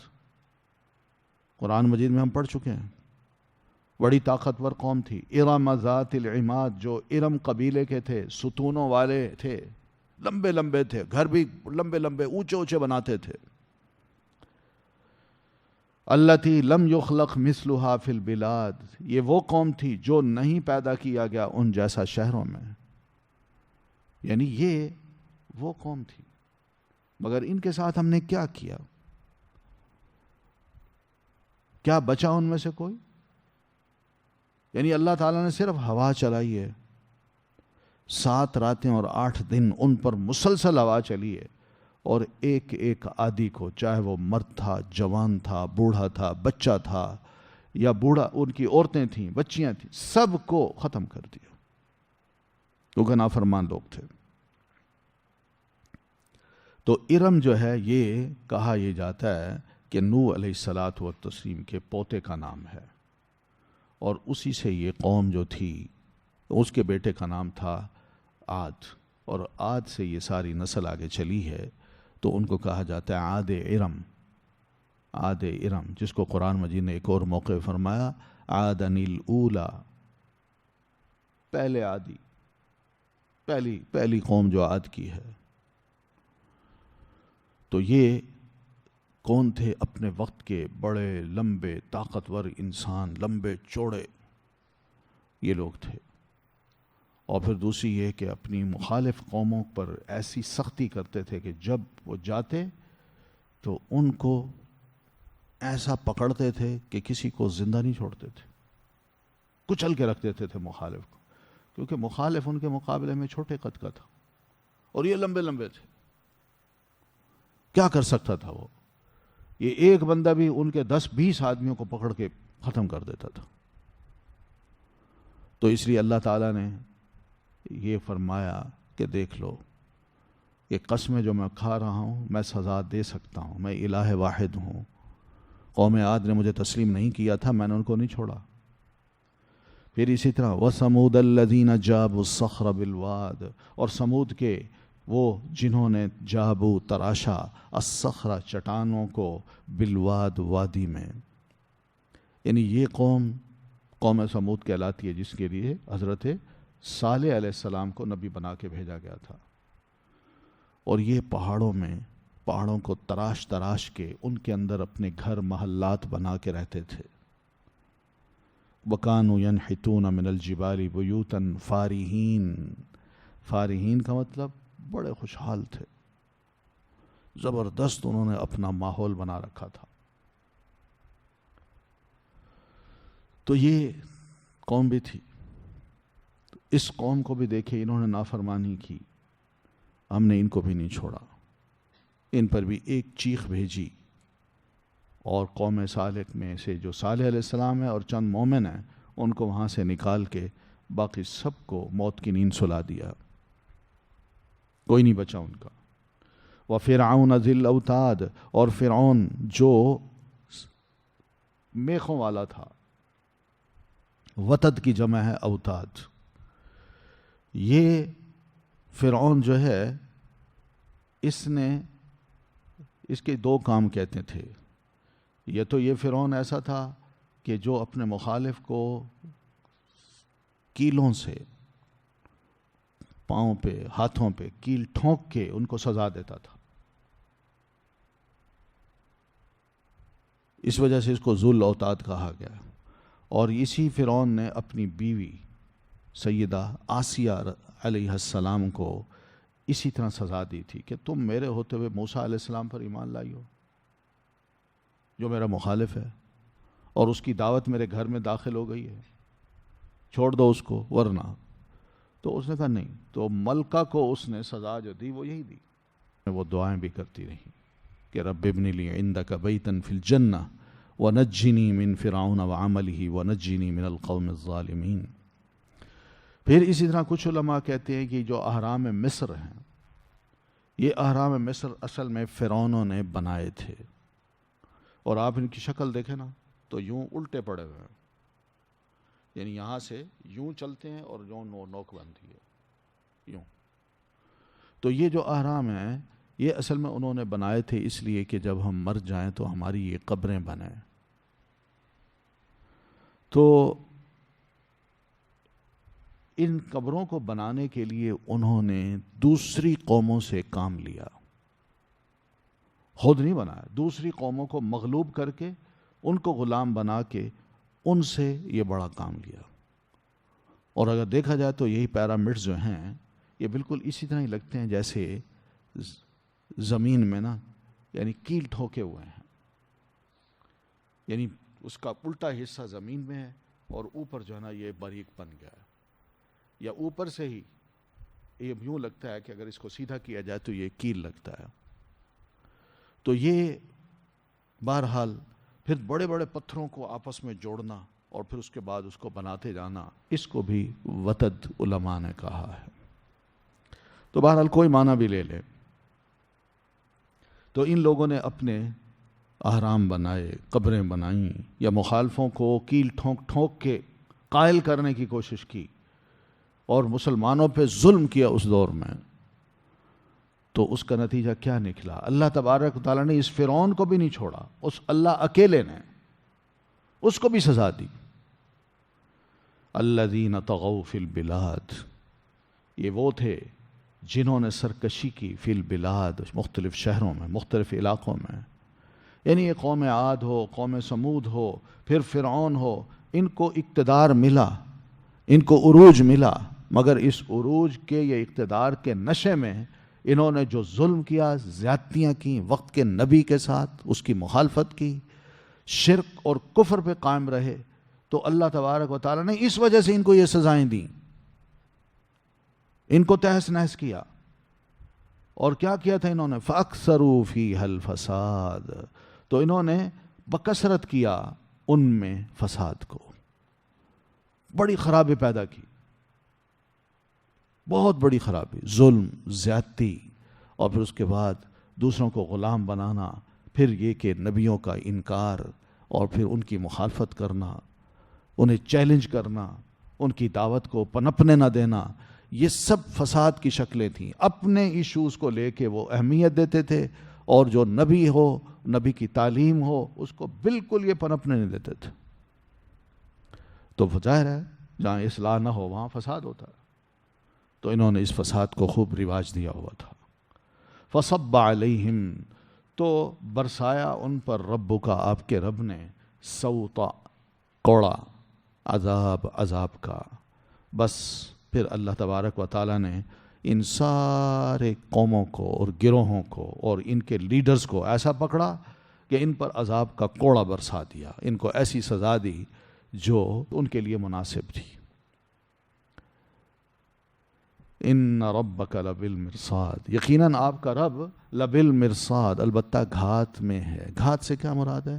وہ دیکھ رہا ہے، دیکھتا ہے ان کی حرکتوں کو اور سنتا ہے ان کی باتوں کو۔ یہ کیا سمجھتے ہیں کہ ہم چھپ چھپ کے جو اپنی میٹنگز کرتے ہیں نبیوں کے خلاف، مسلمانوں کے خلاف، اللہ تعالیٰ نہیں سنتا؟ اللہ تعالیٰ کو معلوم نہیں ہوتا؟ اللہ اپنے بندوں کی مدد کرتا ہے، اور جو مخالف ہوتے ہیں اللہ تبارک و تعالیٰ پھر ان کو گھات میں رکھتا ہے۔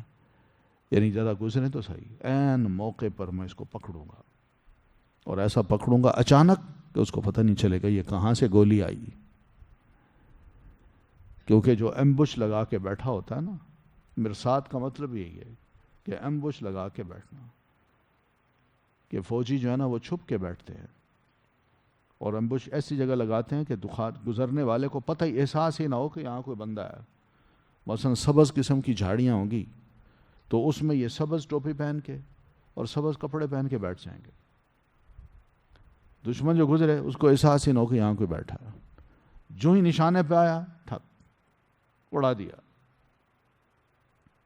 تو میں نے پہلے ہی بتایا تھا کہ جو امبوش لگا کے بیٹھتا ہے اس کو بڑا انتظار ہوتا ہے، جلدی آئے جلدی آئے جلدی آئے، اور جو ہی وہ نشانے پہ قریب آیا تو اس کو، تو اللہ تعالیٰ نے بھی ایسے کیا، یہ جو ہی نشانے پہ آئے اللہ تعالیٰ نے ان کو فوراً وہاں سزا دے دی۔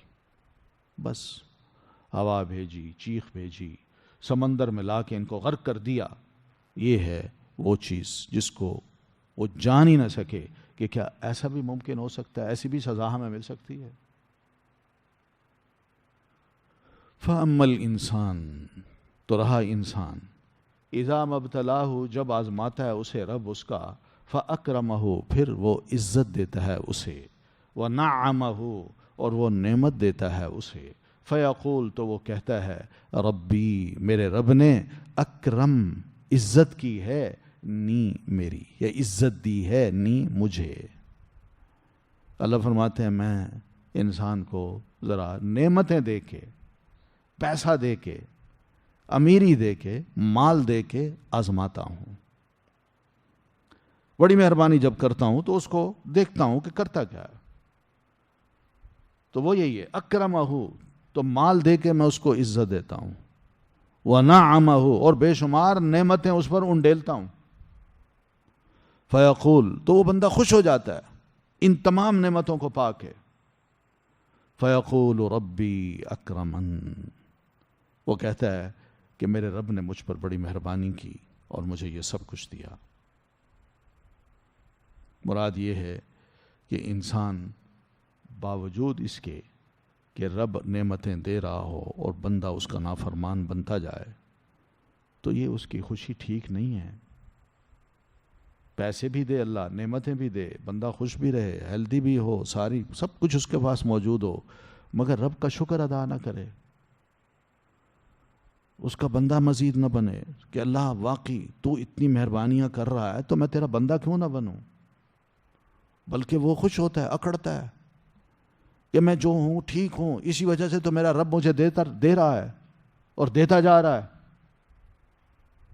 یہ انسان کی حالت ہوتی ہے، اور وہی سمجھتا ہے کہ یہ سب کچھ اس بات کی علامت ہے کہ میرا رب مجھ سے خوش ہے، اس نے مجھے عزت دی ہے تو خوش ہے۔ مگر ہوتا یہ ہے کہ اللہ تعالیٰ اس مال کو دے کے، عزت کو دے کے بندے کو آزماتا ہے، اس کا امتحان لیتا ہے کہ کیا یہ میرا بندہ بنتا ہے، شکر گزار بندہ بنتا ہے، یا بس کھا کے ڈکار جاتا ہے؟ جیسے قرآن مجید میں ایک اور موقع پہ اللہ تعالیٰ فرماتے ہیں اَيَحْسَبُونَ أَنَّمَا نُمِدُّهُمْ بِهِ مِن مَالٍ وَبَنِينَ نُسَارِعُ لَهُمْ فِي الْخَيْرَاتِ بَل لَا يَشْعُرُونَ، کیا یہ سمجھتے ہیں کہ ہم ان کو مال بیٹے جو دیتے جا رہے ہیں تو کیا ہم ان کے لیے بھلائیوں میں بڑے تیز ہیں؟ کہ ٹھیک ہے جناب، تو بھلائیاں تمہاری قسمت میں لکھی ہیں، تم ہی لیتے جاؤ۔ بل لا یشعرون، بلکہ اصل بات یہ کہ ایسے نافرمانوں کو ابھی شعور ہی نہیں ہوتا کہ یہ سب کچھ اللہ دے رہا ہے، ہمیں تو آزما رہا ہے، ہم تو اس امتحان میں ناکام ہوتے جا رہے ہیں، اس کی ناشکریاں کر کے، اس کا کفر کر کے۔ تو یہ اصل چیز ہے۔ اور دوسری طرف وَأَمَّا إِذَا مَبْتَلَاهُ، اور لیکن اذا ما، جب کبھی ابتلاہ، وہ آزماتا ہے اسے، فقدر، پھر وہ تنگ کر دیتا ہے، علیہ، اس پر، رزقہ، رزق اس کا، فیقول، تو وہ کہتا ہے، ربی اکرمن، میرے رب نے اہانن، ذلیل کر دیا مجھے۔ اہان اہانت سے ہے، توہین جس کو کہتے ہیں، کہ میرے رب نے مجھے ذلیل کر دیا۔ یعنی اللہ تعالیٰ اگر کسی بندے کو یوں آزمائے کہ اس کے رزق میں تنگی پیدا کر دے، اس کو تھوڑا سا مال دے، تو وہ یہ سمجھتا ہے کہ میرے رب نے بڑی توہین کی ہے، مجھے کیوں ایسا بنایا، اس کو کیوں اتنا دے رکھا ہے، مجھے کیوں نہیں دیا۔ ناراض بھی ہوتا ہے اور یہی سمجھتا ہے کہ اللہ نے بس میری قدر نہیں کی، میری معاشرے میں کوئی عزت ہی نہیں، میں اس طرح خوشحال ہو ہی نہیں سکتا جس طرح فلاں ہے، وہ تو مجھ سے زیادہ برا ہے، اس کو اللہ دیتا جا رہا ہے، میں نمازیں پڑھتا ہوں پھر بھی اللہ مجھے نہیں دے رہا۔ یہ سب غلط سوچ ہے۔ اصل بات یہ کہ امتحان ہوتا ہے، بندے جو سمجھتے ہیں، اللہ فرماتے ہیں یہ معاملہ ایسا نہیں ہے، کلا، ہرگز نہیں۔ یعنی انسان تو جو سمجھتا ہے کہ تجھے غربت میں اللہ تبارک و تعالیٰ نے ڈال کے کو بہت بڑی خدا نخواستہ تمہاری توہین کر دی ہے اور اس کو پیسہ دے کے اس کی عزت کی ہے، یہ مسئلہ نہیں ہے، مسئلہ کچھ ہو رہا ہے۔ کیونکہ مال کی کثرت یا مال کی قلت عزت یا توہین کا سبب نہیں بنتی، بلکہ اصل چیز یہ ہے کہ توفیق اللہ کس کو عطا کرتا ہے۔ اگر اللہ پیسے والے کو یہ توفیق عطا کر دے کہ وہ ہر وقت اللہ تعالیٰ کا شکر گزار بندہ بنتا جائے، تو وہ بھی پھر اللہ تعالیٰ کی مزید نعمتوں کا مستحق ہو جاتا ہے، اللہ اس کو اور دیتا ہے۔ اور اگر خدا نخواستہ اس کو اللہ توفیق نہ دے، وہ کھائے پرواہ ہی نہ کرے، نہ اللہ کا شکر ادا کرے، تو یہ تو چند لمحے کے لیے، چند دنوں کے لیے اللہ اس کو ڈھیل دے رہا ہے، اور پھر اللہ نے اس کو امتحان میں ناکام قرار دینا ہے۔ اور دوسری طرف جس کو اللہ نے فقیر بنایا، تھوڑا دیا، اس کو بھی اللہ تبارک و تعالیٰ کبھی توفیق دے دیتا ہے کہ وہ صبر کرتا ہے، کوئی بات نہیں، اللہ کی نافرمانی نہیں کرنی مگر میں نے صبر کرنا، کوئی بات نہیں، میرے پاس اگر گاڑی نہیں، گھر نہیں، کھانے پینے کی زیادہ چیزیں نہیں ہیں، لیکن سادہ سی زندگی ہے، الحمدللہ، کوئی بات نہیں، یہ اللہ تعالیٰ کی مہربانی ہے کہ اس نے اتنا بھی دے رکھا ہے۔ تو یہ اگر توفیق اللہ اس کو دے دے تو اللہ خوش ہوتا ہے، اس کے صبر کا جو اجر اللہ نے اس کو دینا ہے وہ سوچ ہی نہیں سکتا بندہ کہ اللہ تعالیٰ نے بغیر کسی حساب کے اس کو دینا ہے۔ تو اس وجہ سے کوئی بندہ یہ نہ سمجھے کہ مال کی قلت توہین کا سبب ہے یا مال کی کثرت عزت کا سبب ہے، اصل میں دونوں کا امتحان ہو رہا ہوتا ہے۔ تو اب اللہ فرماتے ہیں اصل وجہ کیا ہے، کلا بل لا تکرمون الیتیم، بلکہ نہیں تم عزت دیتے یتیم کو، تمہارا حال یہ ہے کہ تم بڑے برے لوگ ہو، اللہ نے تمہیں غنی کیا، تمہیں عزت دی، تمہیں سب کچھ دیا، مگر اس مال کا حق تم ادا نہیں کرتے، اور جو سب سے زیادہ حقدار ہے اس نیکی کا وہ یتیم بچہ ہے۔ تم یتیم بچے کو نہ صرف دیتے ہو بلکہ اس کی طرف پیار کی نظر بھی نہیں اٹھاتے، اس پر شفقت بھی نہیں کرتے، یہی کہ اس کا باپ کوئی نہیں ہے، تم خوش ہوتے ہو کہ میں کم از کم اپنے بچوں کا باپ ہوں، ان کو کھلاتا ہوں پلاتا ہوں، وہ خوش ہیں، مگر یہ یتیم بچہ جس کا باپ فوت ہو گیا، تم پر فرض بنتا تھا کہ تم اپنے سرمایہ کو اس پر خرچ کرتے، یہی اس کا اکرام تھا، تم نے اس کو کوئی عزت نہیں دی، تم نے نظر رحمت سے، بڑے پیار کی محبت نگاہ سے اس کو نہیں دیکھا۔ اور دوسری قصور تمہارا یہ بھی ہے کہ وَلَا تَحَاضُّونَ عَلَىٰ طَعَامِ الْمِسْكِينِ، اور نہیں تم آپس میں ترغیب دیتے عَلَىٰ طَعَامِ، کھانا کھلانے پر، المسکین، مسکین کے، یعنی مسکین جو ہے خاص طور پر تمہارے ارد گرد موجود ہے، مگر امیر آدمی، پیسوں والا آدمی جس کو اللہ نے بڑا کچھ نواز رکھا ہے، وہ نہ صرف ان مسکینوں کو کھانا کھلاتا ہے بلکہ دوسروں کو بھی منع کرتا ہے، مت دو ان کو، یہ ہر وقت ہمارے آگے پیچھے ہوتے ہیں، جتنا دیں ان کو تھوڑا ان کے لیے، کوئی عجیب و غریب باتیں سناتے ہیں ان کو، تو دوسروں کو بھی مسکینوں پر خرچ کرنے سے روکتے ہیں اور خود بھی رکتے ہیں، یہ ان کا حال ہے۔ تو ان آیات میں اصل میں حکم جو ہے وہ یہ ہے کہ یتیم کا اکرام کرنا چاہیے، فقراء اور مساکین پر احسان کرتے ہوئے ان کو کھانا کھلانا چاہیے۔ یہ اصل میں اللہ تعالیٰ نے جوش دلایا ہے، ابھارا ہے اپنے بندوں کو یا ان امیروں کو جو واقعی کہتے ہیں کہ اللہ تیرا شکر ہے، اس کا شکر ادا کرتے ہیں، نعمتوں کو پا کے، لیکن اسی امتحان میں ہی وہ فیل ہو جاتے ہیں۔ دولت ملی، انہوں نے اپنے ہی جو سٹیٹس کے لوگ ہیں انہی کے ساتھ یاریاں دوستیاں رکھی، انہی کو کھلایا اور پلایا، اور ذرا سٹیٹس سے کم آ گئے کوئی پرواہ نہیں کرتا ان کی۔ یہ وہ چیز ہے جس کو اللہ فرماتے ہیں تم کہتے ہو کہ میں نے عزت نہیں دی، میں تمہیں ذلیل کیوں کرتا ہوں؟ وہ اس وجہ سے کرتا ہوں، تمہارے پاس ساری نعمتیں ہوتی ہیں مگر ان نعمتوں میں تمہیں کوئی برکت نظر نہیں آتی، اس کی وجہ یہی ہے تمہارا ٹیسٹ ہو رہا ہوتا ہے، تم اس میں ناکام ہو چکے ہوتے ہو، تم دولت کو برباد کرتے ہو، ضائع کر دیتے ہو، مگر ایک مسکین اور فقیر اور یتیم پر جو مستحق ہوتا ہے اپنی دولت کی ایک پائی بھی خرچ کرنا گوارا نہیں کرتے۔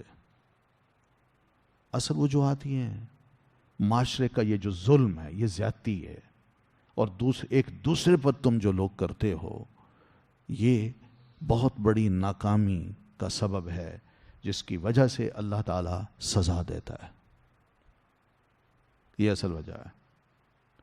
امام بخاری رحمۃ اللہ علیہ نے سیدنا سہل ابن سعد رضی اللہ تعالیٰ عنہ سے ایک حدیث بیان کی ہے کہ نبی علیہ الصلاۃ والتسلیم نے فرمایا انا وکافل الیتیم فی الجنت ہاکذا، میں اور یتیم کی سرپرستی کرنے والا جو شخص ہے کل قیامت کو جنت میں ایسے ہوں گے، اکٹھے ہوں گے۔ وہ اشارہ، اور نبی علیہ الصلوۃ والسلام نے اشارہ کیا بالسبابتی، سبابہ کہتے ہیں اس انگلی کو، والوسطی، اور درمیانی انگلی کو، وفرج بینہما شیئا، اور نبی علیہ السلام نے ان کے درمیان تھوڑا سا فرق کیا، یعنی تھوڑا سا ایک دوسرے سے الگ کیا۔ آپ نے فرمایا جنت میں میں اور وہ کل ایسے ہوں گے۔ یہ منظر ہے جو نبی علیہ السلام نے دکھایا فزیکلی کر کے، اور صحابہ نے اپنی آنکھوں سے دیکھا اور اس کو وہ بیان کر رہے ہیں۔ تو آپ دیکھیے ایک یتیم کے ساتھ اچھا سلوک کیا جائے اور اس کی نگرانی کی جائے، اس کی سرپرستی کی جائے کہ چلے بھئی میں ہی، اس کا باپ نہیں ہے تو میں ایک باپ کی طرح بن کے میں اس کی ذمہ داری لیتا ہوں، تو یہ بہت اچھا طریقہ ہے، یہ بڑا پسندیدہ ہے۔ اور یتیموں کو لا کے گھروں میں رکھا جاتا تھا، یہ بھی ایک حقیقت ہے، یعنی یہ نہیں ہوتا تھا کہ چونکہ اب اس کا باپ نہیں ہے تو ہم ایک یتیموں کے سینٹر بناتے ہیں اور ان سینٹرز میں ان یتیموں کو جمع کریں گے، نہیں، مسلمان بڑا فخر محسوس کرتے تھے اور بڑا اعزاز بھی اور بڑے ثواب کا کام کہ یتیم بچہ ہے، اس کو ہم اپنے گھر لے آتے ہیں، اس کو اپنے بچوں کی طرح ہی پالیں گے، ہمارے 2 بچے اور ہیں، تیسرا یہ ہو جائے گا، ان کے ساتھ کھیلے گا، خوش رہے گا، اس کے ساتھ بھی وہی سلوک کریں گے جو اپنے بچوں کے ساتھ کرتے ہیں، اسے بھی وہی کھلائیں گے پلائیں گے جو اپنے بچوں کے ساتھ، نوکر بنا کے نہیں رکھیں گے، کوئی ظلم اور زیادتی نہیں کریں گے اس پر، یہ وہ اس کا جا کے ثواب ملتا ہے۔ یہ تو اس دور میں ہم نے غیروں کو دیکھ کے بس یہ شروع کر دیا، جی انہوں نے آرفنیج بنائے ہوئے ہیں تو ہم بھی اپنے آرفنیج بنائیں، یتیم خانے بنائیں۔ نہیں، یہ باہر کے لوگ جو آئے ہیں انہوں نے یہاں آ کے حکومتیں کی ہیں تو انہوں نے یہ کانسیپٹس یہاں فلوٹ کیے اور پھر یتیم خانے بنے، اور ہم نے سوچے بغیر اس یتیم خانے کے کانسیپٹ کو قبول کر لیا، اور ہمارے ہاں بھی اب یہی کچھ ہے۔ وہ محبتیں، وہ ہمدردیاں جو ایک یتیم کو دینی چاہیے تھیں یا اس کے ساتھ ہماری ہونی چاہیے تھیں، وہ بالکل ختم ہو گئی۔ ہم بوجھ سمجھتے ہیں، حتیٰ کہ اب تو حالت یہ ہو گئی ہے، دیکھیے ایک اچھی چیز سے جب ہم محروم ہوتے ہیں تو پھر چھوٹی چھوٹی چیزیں بھی ہمارے سے نکل جاتی ہیں۔ اب تو حالت یہ ہوگی کوئی مہمان بھی آ جائے نا ہمارے گھر میں، اور مہمان دور کا نہیں، قریبی، یعنی بالفرض کوئی بہن آ گئی ہے، بھائی آ گیا ہے، چچا آ گیا ہے، ماموں آ گیا ہے، اس کے بچے آ گئے ہیں، تو ہم بڑا بوجھ سمجھتے ہیں، بس آئے ہیں گھنٹے 2 گھنٹے کے لیے چلے جائیں۔ نہیں، وہ کہتے ہیں رات ہم نے یہیں رہنا ہے، ہماری نیندیں حرام ہو جاتی ہیں، کیسے سلائیں گے، کہاں سلائیں گے، میرا کمرہ ہے، میں اپنے کمرے میں کسی کو نہیں سلا سکتا، بچے ہی کہتے ہیں۔ یہ حالات ہیں ہمارے۔ کتنی وہ ہمدردیاں جو تھیں، مہربانیاں جو تھیں، وہ نفرتوں میں بدل گئی ہیں۔ ایک بڑی چیز جس کو اللہ تبارک و تعالیٰ نے فرمایا، یہ اگر تمہارے پاس ہوتی تو پھر تمہارے دل بھی فراخ ہوتے، جب اس سے تم محروم ہو گئے تو چھوٹی چھوٹی چیزیں بھی بس ختم۔ یہ وہ چیز ہے جس کو اللہ فرماتے ہیں، بندہ کہتا ہے کہ اللہ مجھ سے ناراض رہتا ہے، اللہ میری توہین کرتا ہے، اللہ تبارک و تعالیٰ نے مجھے بڑی عزت دے رکھی ہے۔ وہ عزت اس وقت تک تو ہوتی ہے، لیکن آزمائش میں جب ناکام ہوتا ہے تو پھر اس کو سمجھ آتی ہے میں کہاں کھڑا ہوں۔ حقیقت ہے، ایسے لوگ آپ ان کی کہانیاں بھی جانتے ہوں گے، واقعات بھی بہت سے سنے ہوں گے، جنہوں نے دولت کے بل بوتے پر ایسی زندگی گزاری کہ ان کے بچے بھی جب پیدا ہوتے تھے تو سونے کا چمچ لے کے پیدا ہوتے تھے۔ نتیجہ کیا نکلتا ہے ایسی اولاد کا؟ یہی سب سے بگڑی اولاد ہوتی ہے۔ تو نتائج تو پھر یوں سامنے آتے ہیں۔ ہم نے دولت کا استعمال یہی سمجھا، آزمائش میں ناکام ہوئے، اور خود اپنے گھر میں دیکھا کہ ہمارے پاؤں پہ کلہاڑی ماری جا رہی ہے اور ہم نے مار دیے۔ ہم دوسروں کو بلیم کرتے ہیں۔ کلا بل لا تکرمون الیتیم ولا تحاضون علی طعام المسکین۔ اصل بات یہ ہے، کیونکہ تم یہ سمجھتے ہو کہ زندہ رہنے کا حق ہمیں حاصل ہے، یتیم کیوں ہمارے سامنے آتا ہے؟ معاشرے میں ایسے لوگ ہمیں نظر آئیں تو یوں محسوس ہوتا ہے کہ ہمارا معاشرہ خراب ہو گیا ہے۔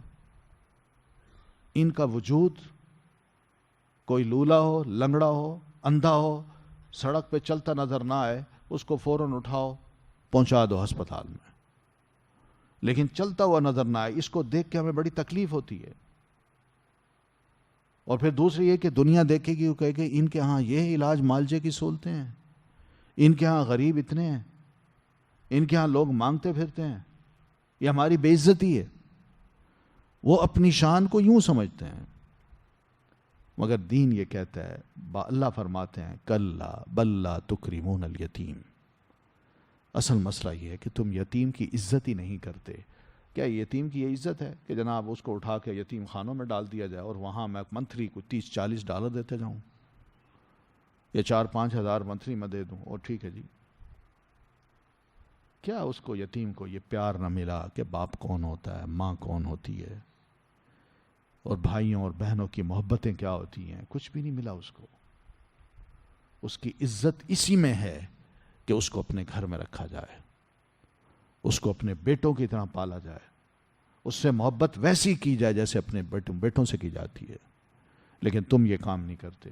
اور پھر وَلَا تَحَاضُّونَ عَلَىٰ طَعَامِ الْمِسْكِينِ، تم ایک دوسرے کو مسکین اور فقیر کو کھانا کھلانے پر بھی نہیں ابھارتے، بلکہ منع کرتے ہو۔ اپنی کلاس کے لوگوں تو کو کھلاؤ گے اور ان کو خوب کھلاؤ گے،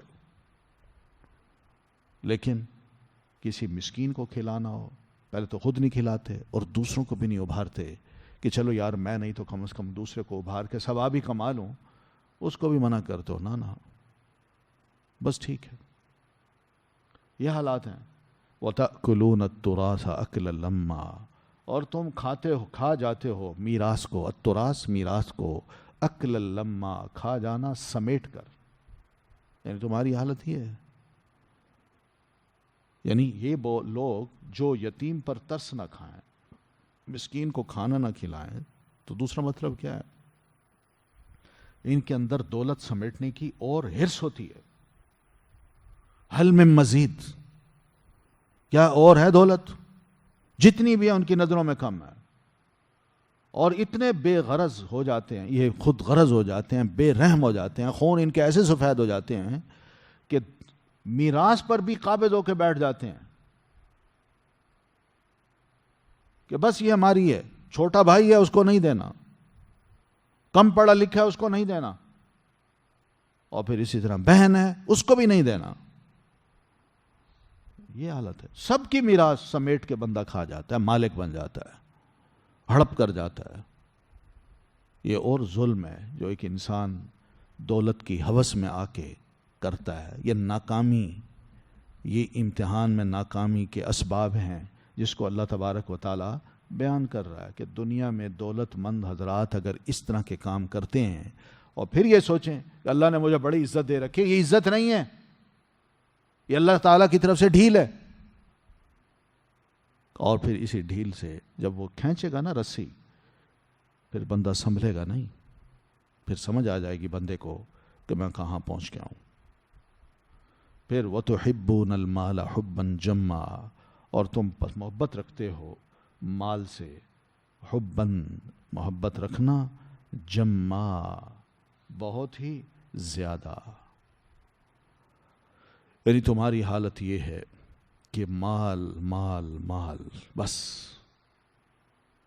یہی خواب ہے، یہی گفتگو ہے، یہی میٹنگ ہے، یہی ٹارگٹ ہے کہ روزانہ میں 0 بڑھاتا جاؤں، 2 0 بڑھاتا جاؤں اپنے بینک بیلنس میں، کم نہ ہو زیادہ ہو۔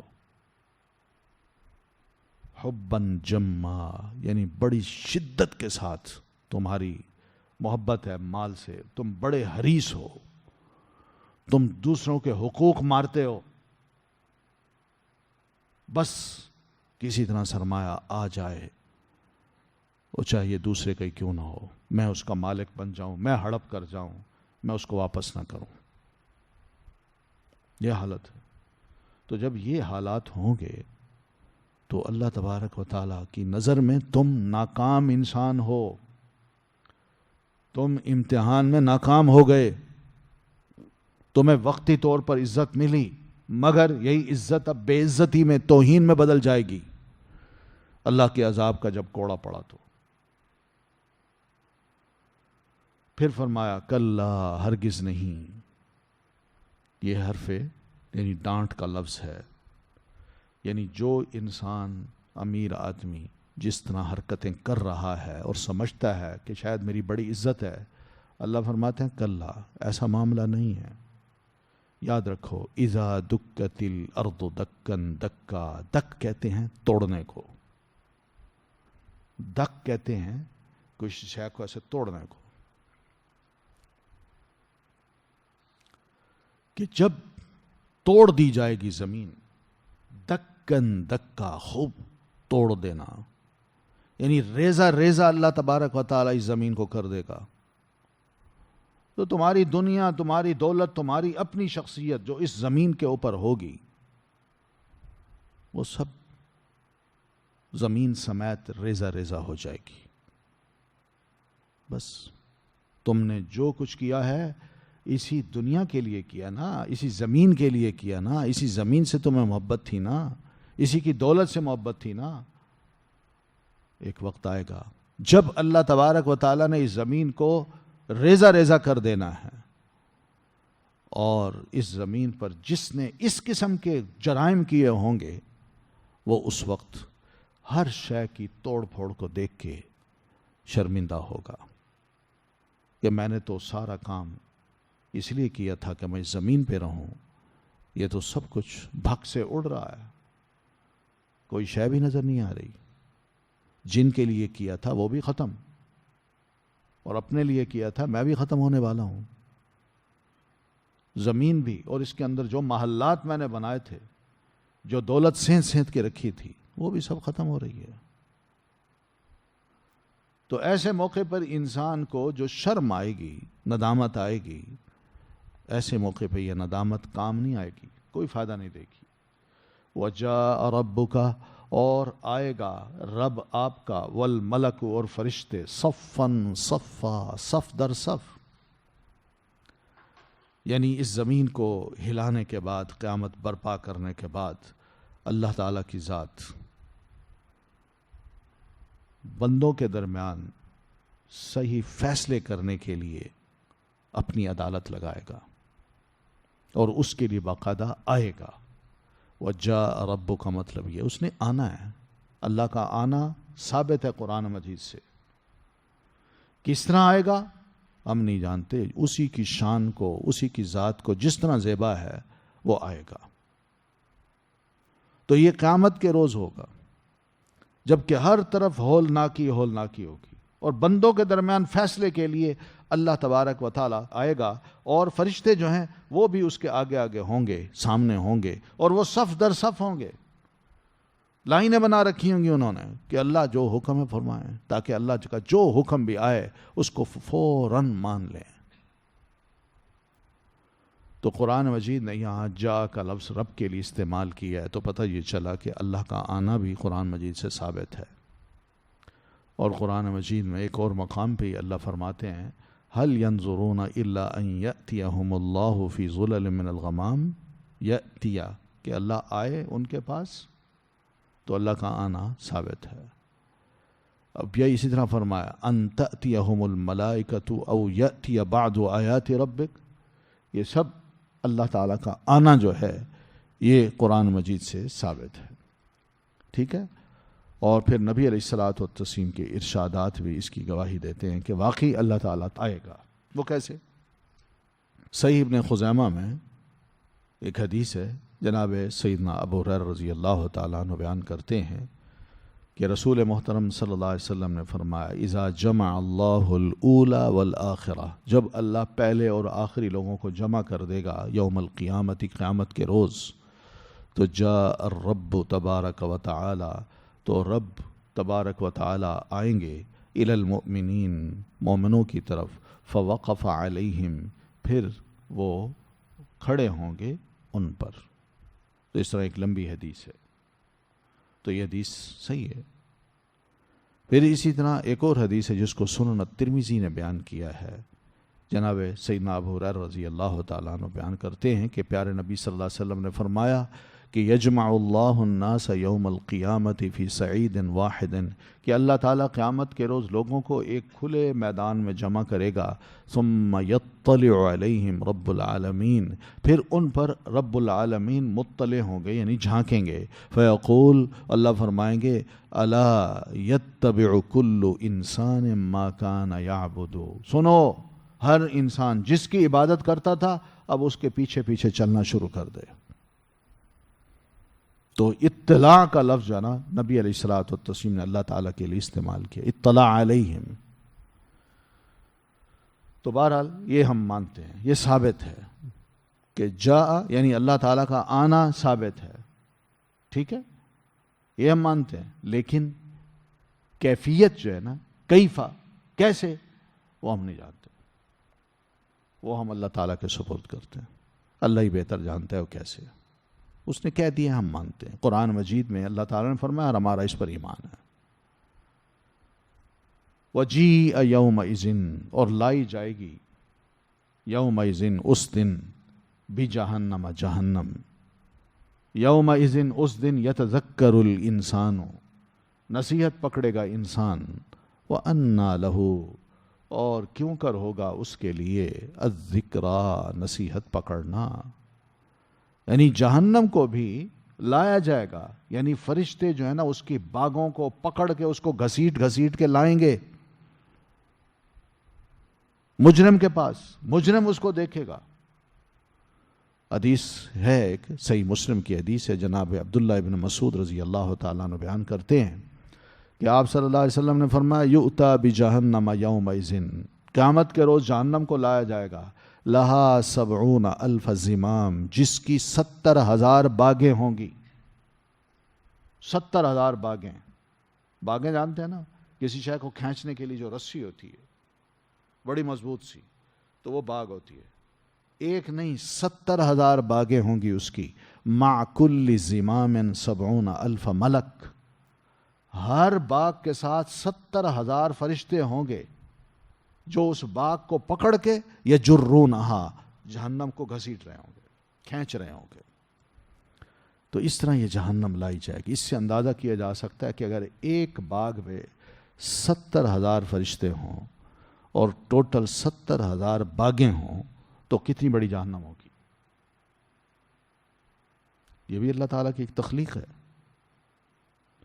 تو وجیء یومئذ بجہنم یومئذ یتذکر الانسان، اس دن انسان نصیحت پکڑے گا، اپنے ماضی کے بارے میں سوچے گا، اپنے عمل کے بارے میں سوچے گا، اور یہ سوچے گا میں ساری عمر کیا کچھ کرتا رہا اپنی دنیا کی زندگی میں.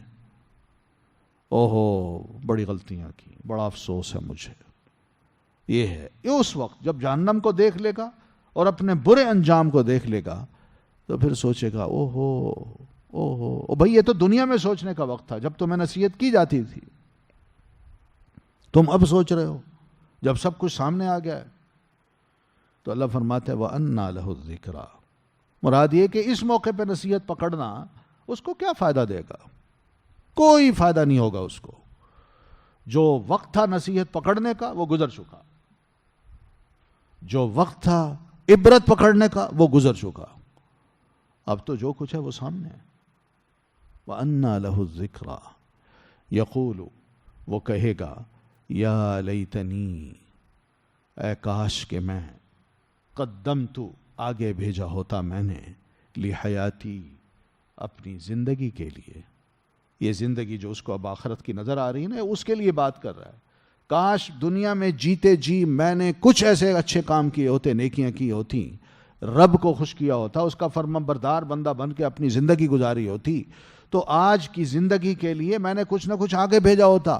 مگر افسوس میں نے کوئی نیک عمل نہیں کیا.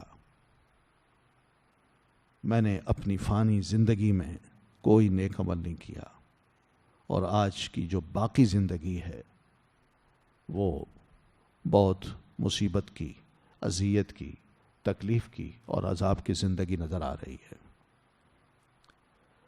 یہ ہے انسان کا حال. یہ قیامت کے روز وہ یہی کہے گا، ندامت کا اظہار کرے گا، کاش میں نے اپنی دنیا کی زندگی میں کچھ نیک عمل آج کے لیے کیے ہوتے، اس زندگی کے لیے کیے ہوتے، اور میں کامیاب انسان ہوتا. مگر یہ تو باقی رہنے والی زندگی ہے جس میں کبھی موت نہیں آئے گی. اور ہم سب جانتے ہیں کہ دوزخیوں کی جو زندگی ہے وہ آسائش کی زندگی نہیں ہے، آرام و عیش کی زندگی نہیں ہے، بڑی تکلیف دہ زندگی ہے. تو گویا کہ ان کا حال ایسا ہوگا کہ وہاں بھی ان کو زندگی نہیں ملے گی، بڑے دکھی ہوں گے. کاش کہ میں نے دنیا کی زندگی میں کچھ بھلائیاں کی ہوتی تاکہ آج میں دوزخ کی آگ سے نجات پا سکتا، اور میں ان لوگوں میں شامل ہوتا جو آج بڑی بہترین زندگی گزارنے کے لیے روانہ ہیں، ان کو جنت میں بھیجا جا رہا ہے. پیارے نبی صلی اللہ علیہ وسلم نے فرمایا لو ان رجلا یجر علی وجهه من یوم ولد الى یوم یموت حرما فی مرضات اللہ عز وجل لحقره یوم القیامہ. یعنی انسان دنیا میں بہرحال بہت کچھ سوچتا ہے، لیکن آخرت کے بارے میں بہت کم سوچتا ہے. دنیا میں گناہ کرتا ہے، غلطیاں کرتا ہے، اور اتنی اس کے یہ ساری غلطیاں ہوتی ہیں کہ اس کو شرم نہیں آتی، ندامت تک محسوس نہیں کرتا کہ میں رب میرا دیکھ رہا ہے، میں نے کیا حرکت کر ڈالی ہے. تو حیات تو ایسی گزر جاتی ہے دنیا کی زندگی. مگر آخرت کی زندگی میں اس قسم کا افسوس اللہ فرماتے ہیں یہ سب نے کرنا ہے، مگر یہ افسوس کوئی ان کو فائدہ نہیں دے گا۔ فَيَوْمَئِذٍ، تو آج کے دن، تو اس دن، لا يعذب، نہ عذاب دے گا، عذابہ، عذاب اس جیسا، احد، کوئی ایک۔ یعنی اللہ کا جو عذاب ہے نافرمانوں کے لیے وہ ایسا ہے کہ کوئی بھی کسی کو دنیا میں بھی ایسا عذاب نہیں دے سکا جو اللہ نے آج کے دن اس کو دینا ہے، کیونکہ یہ نافرمان تھا، باغی تھا، سرکش تھا، کافر بنا رہا، مشرک بنا رہا، اور اسی پر ہی اس کی ڈیتھ ہوئی، موت ہوئی۔ تو اب اللہ کے پاس آئے تو اللہ اس پر کیا ترس کھائے، کیا رحم کھائے، کیا اس پر مہربانیاں کرے۔ دنیا میں جیتے جی اس پر اتنی مہربانیاں کیں کہ اس نے اللہ کو نہیں پہچانا، اس کا بندہ نہیں بنا۔ آج اللہ پھر اس کو اپنی مہربانیاں کرے، اس کو ناراضگی دکھائے۔ آج تو پھر اس نے ایسی اس کو سزا دینی ہے جو کسی نے بھی اس کو ایسی سزا نہیں دی ہوگی۔ وَلَا يُوثِقُ وَثَاقَهُ أَحَدٌ، اور نہ باندھے گا باندھنا اس جیسا کوئی ایک۔ یعنی اس کو جکڑنا ہے اللہ تعالیٰ نے، ایسا جکڑنا ہے جو دنیا میں کسی بڑے سے بڑے مجرم کو بھی کسی نے نہیں جکڑا ہوگا۔ یہ ایسا مجرم بن کے رب کے حضور آئے گا اور اس کو ایسی سزا ملے گی۔ آتا ہے نا، اِنَّا أَعْتَدْنَا لِلْكَافِرِينَ سَلَاسِلَ وَأَغْلَالًا وَسَعِيرًا، تو یہ سلاسل جو ہیں، زنجیریں جو ہیں اور طوق جو ہیں، اللہ نے ان سے باندھنا ہے اس مجرم کو، مجرم بنا کے اس کو جھونکنا ہے آگ میں۔ تو اس لیے فرماتے ہیں یا ایتھا النفس المطمئنہ، قیامت کے روز جو ایسا شخص آیا جس کا نفس مطمئن ہے، دل اس کا مطمئن ہے کہ میں نے دنیا میں جو کام کیے اللہ کے لیے کیے، اللہ کے لیے تکلیفیں سہی، برداشت کی، اللہ کے لیے صبر کیا، اللہ تعالیٰ کے لیے یہ ساری نیتیں تھیں، عبادت تھی اسی کی تعلیمات کے مطابق میں نے اپنی کوشش کی کہ میں زندگی گزاروں، میں جرائم سے، گناہوں سے میں بچتا رہا، نیکیوں کی طرف میرا خیال رہا، قیامت کے دن کے ڈر سے بھی میں ڈرتا رہا کہ اس دن اللہ تعالیٰ نے بڑا کڑا حساب لینا ہے۔ تو میں نے دنیا کی ہر آسائش کو ایک طرف کیا، صرف اس لیے کہ کہیں گناہ نہ ہو جائے، اور اپنے آپ کو کنٹرول میں رکھا، عبادت میں کوئی کوتاہی نہیں کی، فرائض بھی ادا کیے۔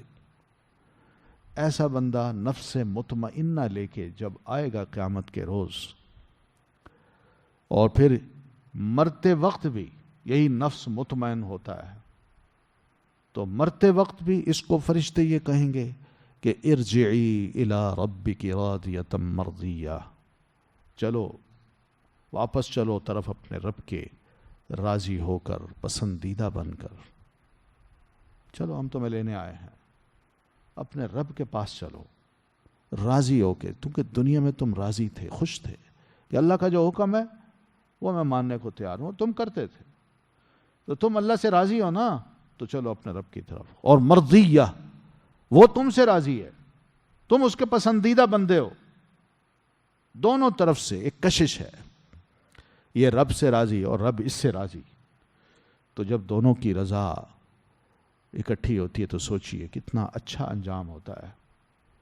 تو ایسی صورت میں اللہ فرماتے ہیں، فرشتے ان کو یہ کہتے ہیں کہ فَادْخُلِي فِي عِبَادِي، پھر داخل ہو جاؤ میرے بندوں میں، چلو میرے نیک بندے، ان میں تمہارا شمار ہے۔ نیک بندے کون کون ہیں؟ 4 قسم کے ہیں، نبیین، صدیقین، شہداء اور صالحین، ان میں داخل ہو جاؤ، بس کوئی 5ویں کیٹیگری نہیں ہے۔